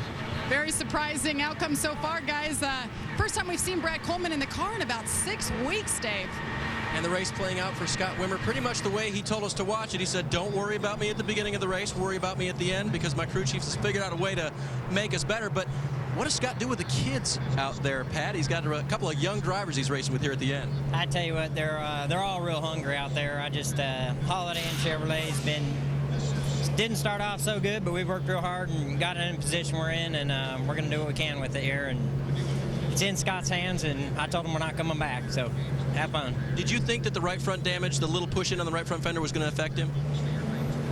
Yeah, I did, but on into that run, it didn't. It seemed to be fine, so we didn't waste any time trying to fix it, so we're A-okay. Car's in good shape, Shannon. All right, Cully Barraclaw, you've been in this situation before. You were with David Gilliland last year when he went to victory lane here in Kentucky. What do you tell Stephen Light right now to keep him calm and smart on the racetrack?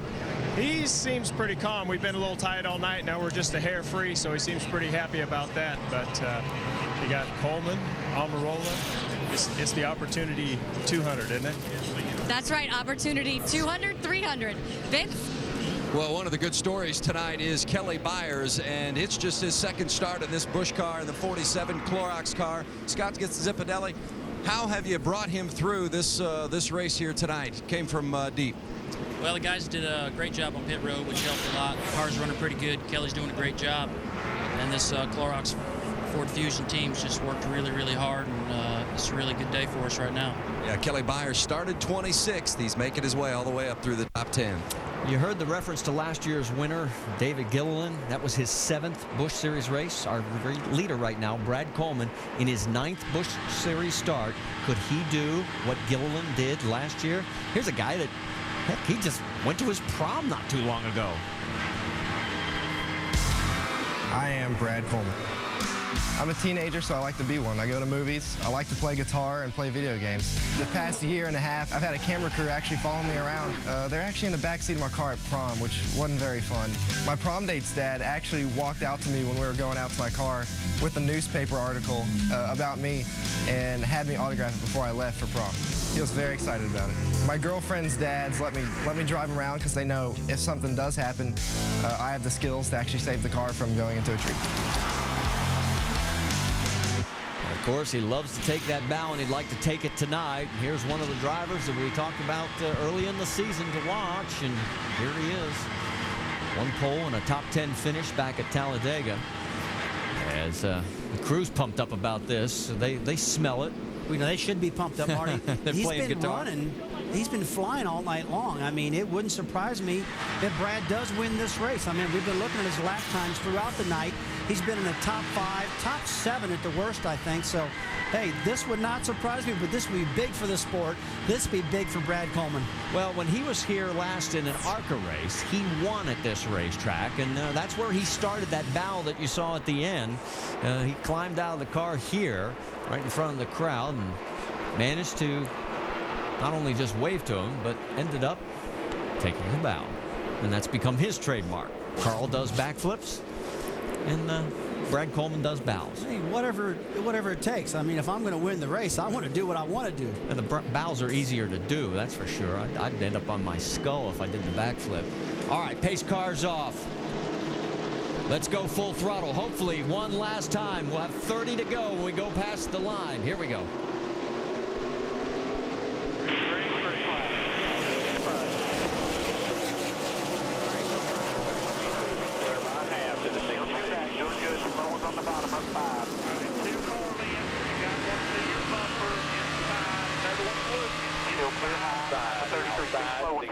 By itself, outside, clear the racetrack. To your bumper. 3 wide top. After the 25, nothing to go for a while on the bottom.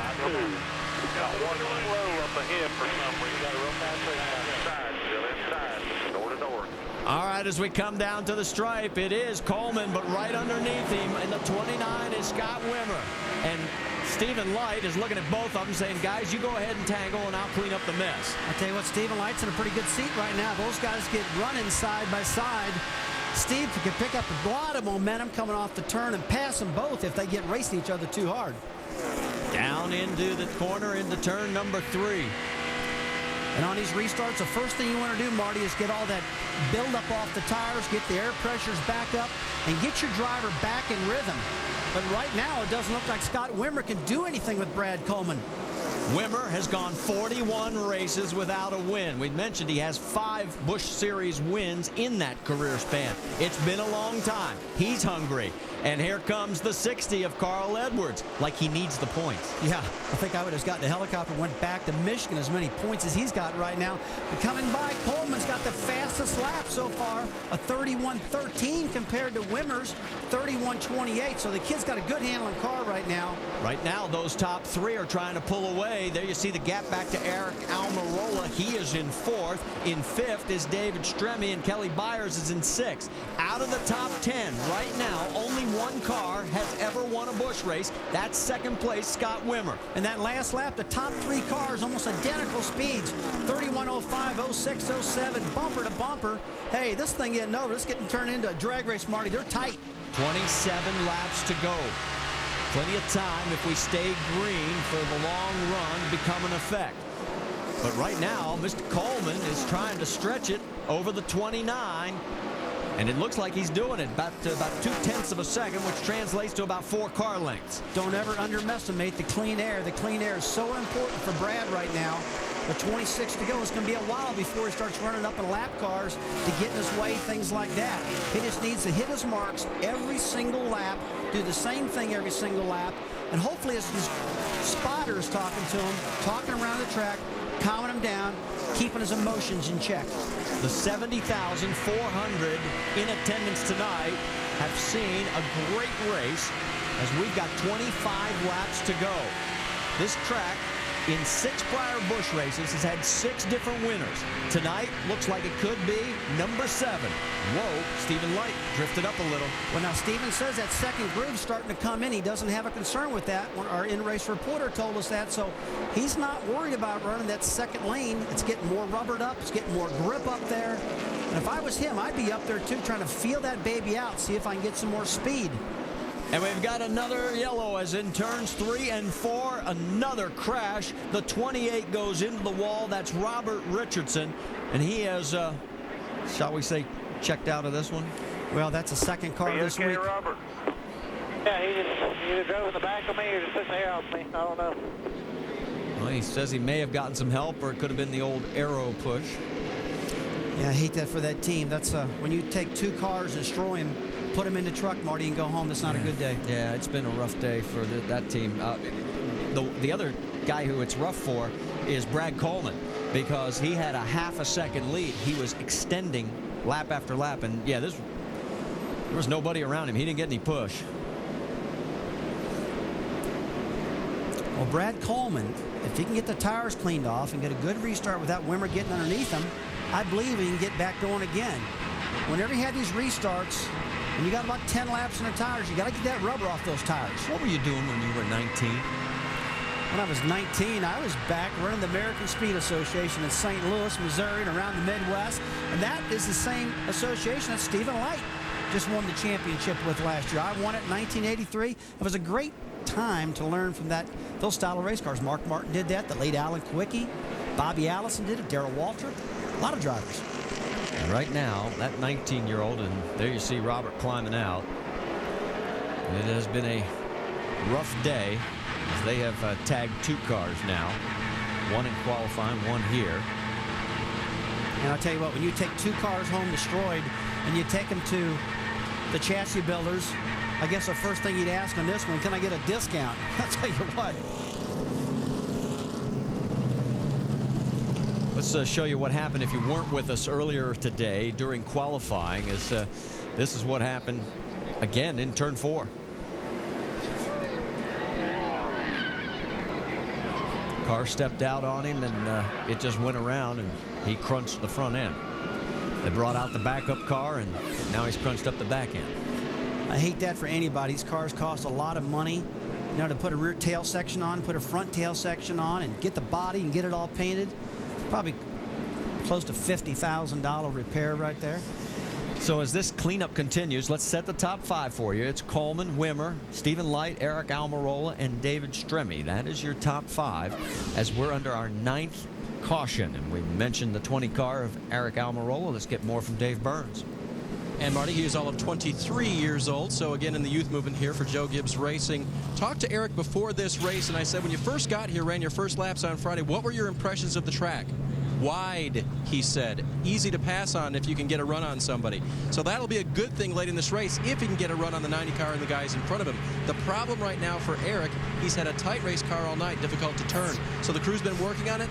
Last pit stop, Dave Rogers got him a little bit too loose, and Eric reported that during this last caution. Too loose right now for the 20, but he's going to try to drive it to the win anyway. Yeah, do you dare take a chance and come in with only 22 laps left? Well, I don't think so. I think they just got to drive it on out right now and hope for the best and just pay attention to what's going on with it. There's the pit crew. Look, you've seen 4 guys smile more, and look at the concern on Scott Wimmer's crew. They know that's the difference when you're in first place and second place. I'll tell you what, you don't want to get too smiley when you're leading the race, because you don't do that until the fat lady sings. And let me tell you that she doesn't sing all the time when you're leading the race with only 22 to go.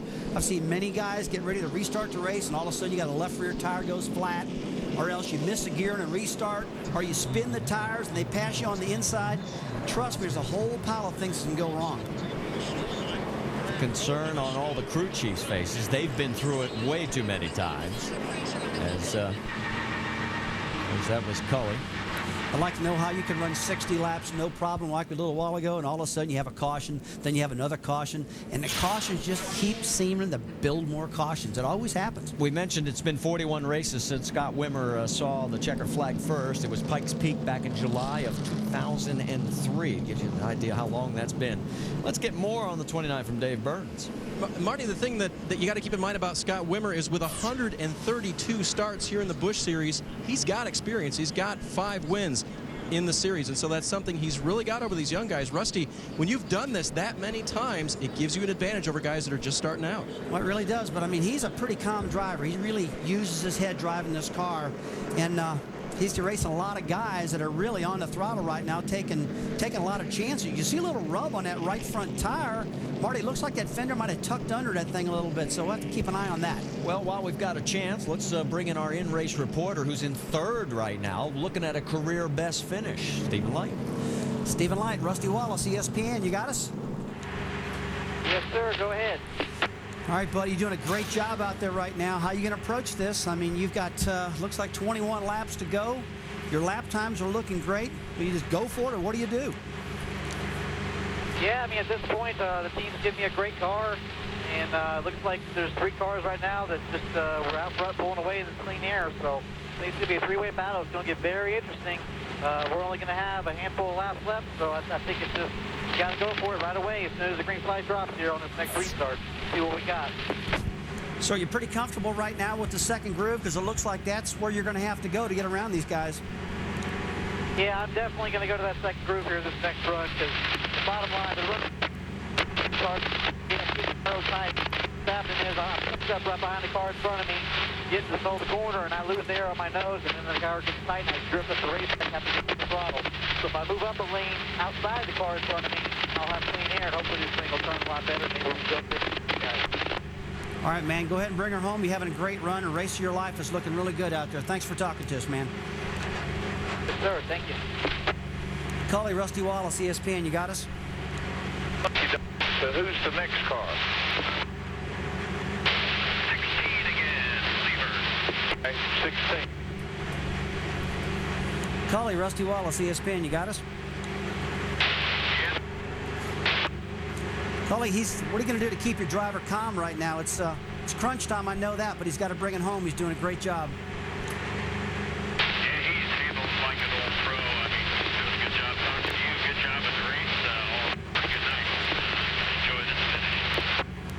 But thanks for talking to us. We'll see you later on.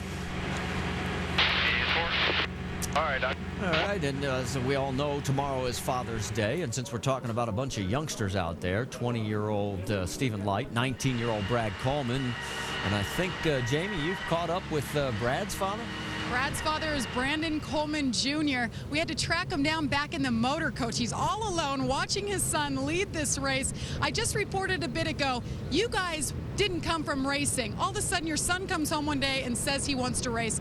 Where did this come from? His favorite line is, our family was disappointed when they shut down the full-service gas station. You know, Brad's just a gift. I mean, it's a real Father's Day blessing with what's going on. We're not going to count the chickens hatching until the 30 laps are up, but today's been a real blessing, and we've been real fortunate. The Gibbs folks have done an outstanding job for him, and he's just a special kid. He really has a God-given talent. Now tell us about your personal emotions sitting in there watching him all by yourself.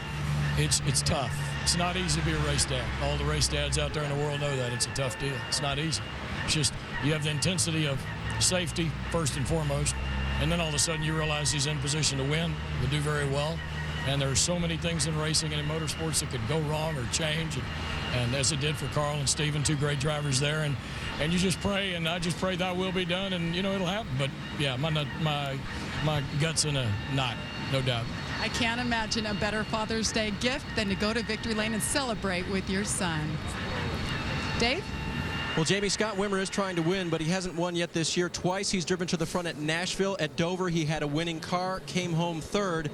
And on top of the spotter stand, way above this racetrack, Clayton Hughes, his spotter, received a text message. The text message was, finish it off.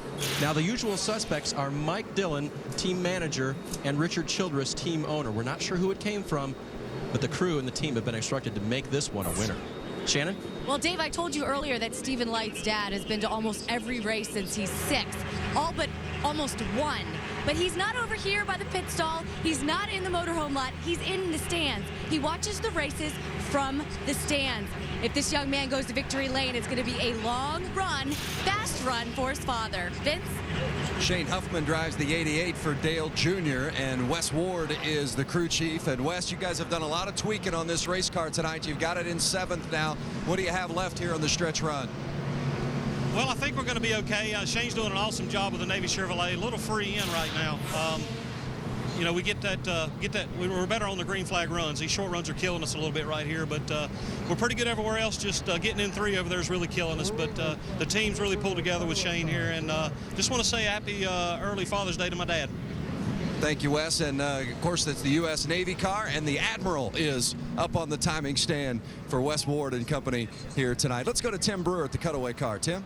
Hey, what Rusty keeps talking about is, folks, this buildup on the tire. You see this grungy stuff built up right here, over here in this area right here? That's where you got to rub these tires right against the grain of the racetrack as hard as you can. Get these tires cleaned off as good as possible so you don't have that buildup, so you don't spin the tires, car don't move it around on the back.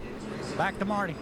All right, thanks, Tim. As we are still under our 9th caution here. We have 18 laps to go as everybody is making the traditional weave, trying to get the tires cleaned off. And Still got some of the safety trucks out on the track, and the pace lights are still on, so we're going to go at least one more.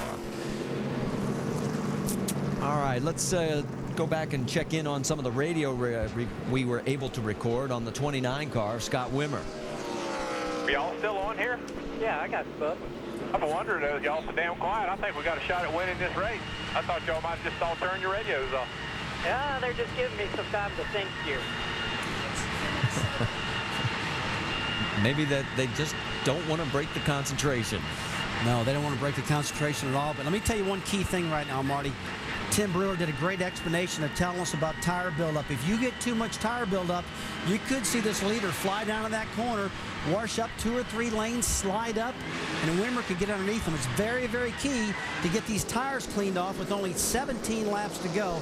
I've seen many guys be leading the race and lose them just because the rubber's not cleaned off. He needs to be spinning those rear tires, working that steering wheel back and forth real hard to get that rubber off of it, because they've got some laps on the tires, enough to get it built up on that. You know what's, we were looking at some of the statistics from tonight's race. This is what's really bizarre. 9 cautions. We had 3 in the first 20 laps. Then we had 3 in the next 131 laps. And then we had 3 in the last 18 laps. Yeah.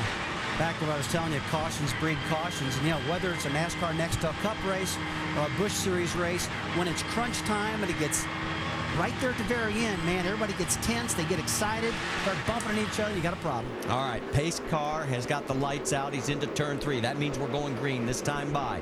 At the front is the 18 of the 19-year-old Brad Coleman. This kid at the age of 16 competed in the Rolex 24 at Daytona. He is on the verge of being 16 laps away from collecting his first NASCAR Busch Series win. Pace car's off. Coleman will wait for the green flag at the restart line, which is about another 100 yards. The 70,000 in attendance tonight on their feet. Will this be the last yellow? We hope so. Here we go.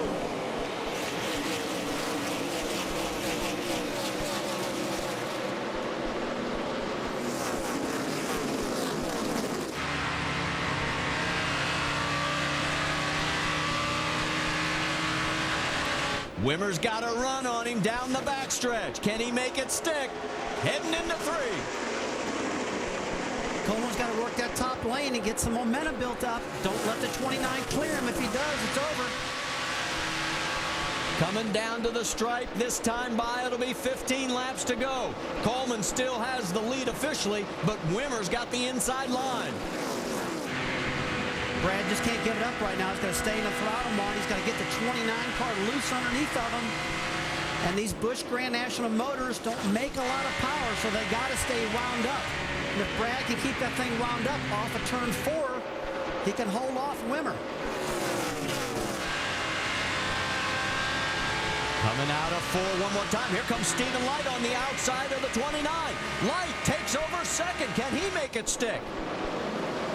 He does. Steven told us, in-race reporter, I got to work that second lane. I can't pass him on the bottom, keep it wound up, and he's running down the 18-car Coleman now. Up to you. Our in-race reporter last week won. Can the in-race reporter do it again? They'll be fighting for that position next time. He's got to take that car to the second lane and don't think back. Just keep it wound up. Here we go. This time by, it'll be 13 laps to the finish. A 19-year-old leads a 20-year-old, and it has been one winner in the last 52 races that has not been a Cup regular. That was last year, David Gilliland. It looks like we may get another one tonight. He's doing the right thing, working on an outside groove. Look at that momentum. Look how much you get shot off that turn. Use the track. You ran, you ran. Let's take and bring it home. You heard the spotter. Bring it home. 12 laps to go this time by. Look at the crew. They're loving it. Remember, Stephen last week was out in front when the engine let go? Right now, he's got about 11 and a half laps to his first Busch Series win. And he's doing the right thing. He worked that second lane, kept that momentum going, got around Coleman on outside. Had that Robert Yates motor wound up big time coming off of turn 4. Now he takes it to the bottom of the track, the shortest way around the track, the preferred lane, and that's where you got to be to get away from these guys now. Back up in the second lane a little bit. And he's opened up a half-second lead over Brad Coleman. Coleman's got his hands full with the 29 of Wimmer. There's the gap on the left side. Stephen Light, 20 years old, one of the youngest guys in the field right now. Wish I was 20 again out there racing. Well, it ain't going to happen, buddy. 10 laps to go. And that second groove has worked really well for Stephen Light. You're on board with him. Right now, the last lap time of Stephen Light at 30.75 compared to Brad Coleman's 30.88. And then Scott Wimmer's back to 30.98. I believe that right front fender damage on Scott Wimmer's car is just enough, Marty, to keep him away from running those guys down. He has got the fastest car on the racetrack, Stephen Light does right now. This time by, it will be 8 laps to go as he heads down the backstretch. And the gap is up to 0.6 of a second. So each lap, he's lengthening it just a little bit more. Yeah, he is driving perfectly right now. He's hitting his marks every single corner. He's focused. The car's handling good. The motor's running strong. There's no issues whatsoever. This could be a big night for Stephen Light. A night that, what would this give us? Our 8th different winner or 7th? What was it? 7th different winner in 7 Busch races here at Kentucky. No one's ever been able to repeat. It put David Gilliland on the map last year, and right now it looks like it's going to put Stephen Light on everybody's radar. It'll be 7 laps to go this time by. Tell you what, if there's any team that deserves it, it's Robert Yates Racing. They've struggled a little bit, got some good drivers in their cars right now. They're building good cars. They got their act together, and Stephen's driving a great race tonight. So you got to hand it to him. You feel good for Robert Yates for all the stuff he's went through. Doug Yates' son, building big horsepower. I got to give props to Brad Daugherty. Brad, you picked him. Absolutely. Stephen Light, he's from my hometown. Watched this young man for a long time. He's got a ton of talent, and it's coming to fruition tonight. I tell you, he's got that Robert Yates horsepower wound up, and thus far, he got about 6 laps to go. He's going to get that checkered flag. Well, Brad, I'll tell you what, you picked it. Now it's not over yet, so we don't want to jinx him. We don't want to jinx him, but if he does win this thing, you made the prediction. It means you're pretty smart. I think I need to take you to Vegas with me, dude. Well, you guys are having the Vegas odds going out. Light has increased the lead every lap. It's now up to a second.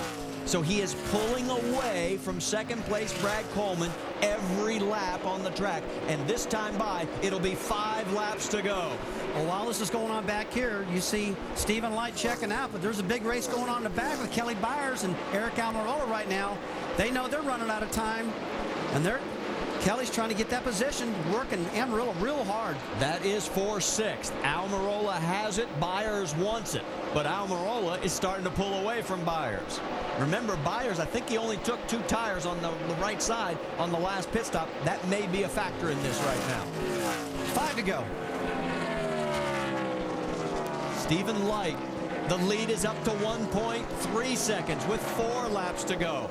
This is a convincing lead. I don't want to say win yet. There's still 4 laps to go, but he keeps doing it lap after lap. And trust me, he's driving like a veteran right now. He's got that thing pinned on the bottom of the track. He's doing everything right. I'm sure his spotter's doing a great job up there calming him down right now.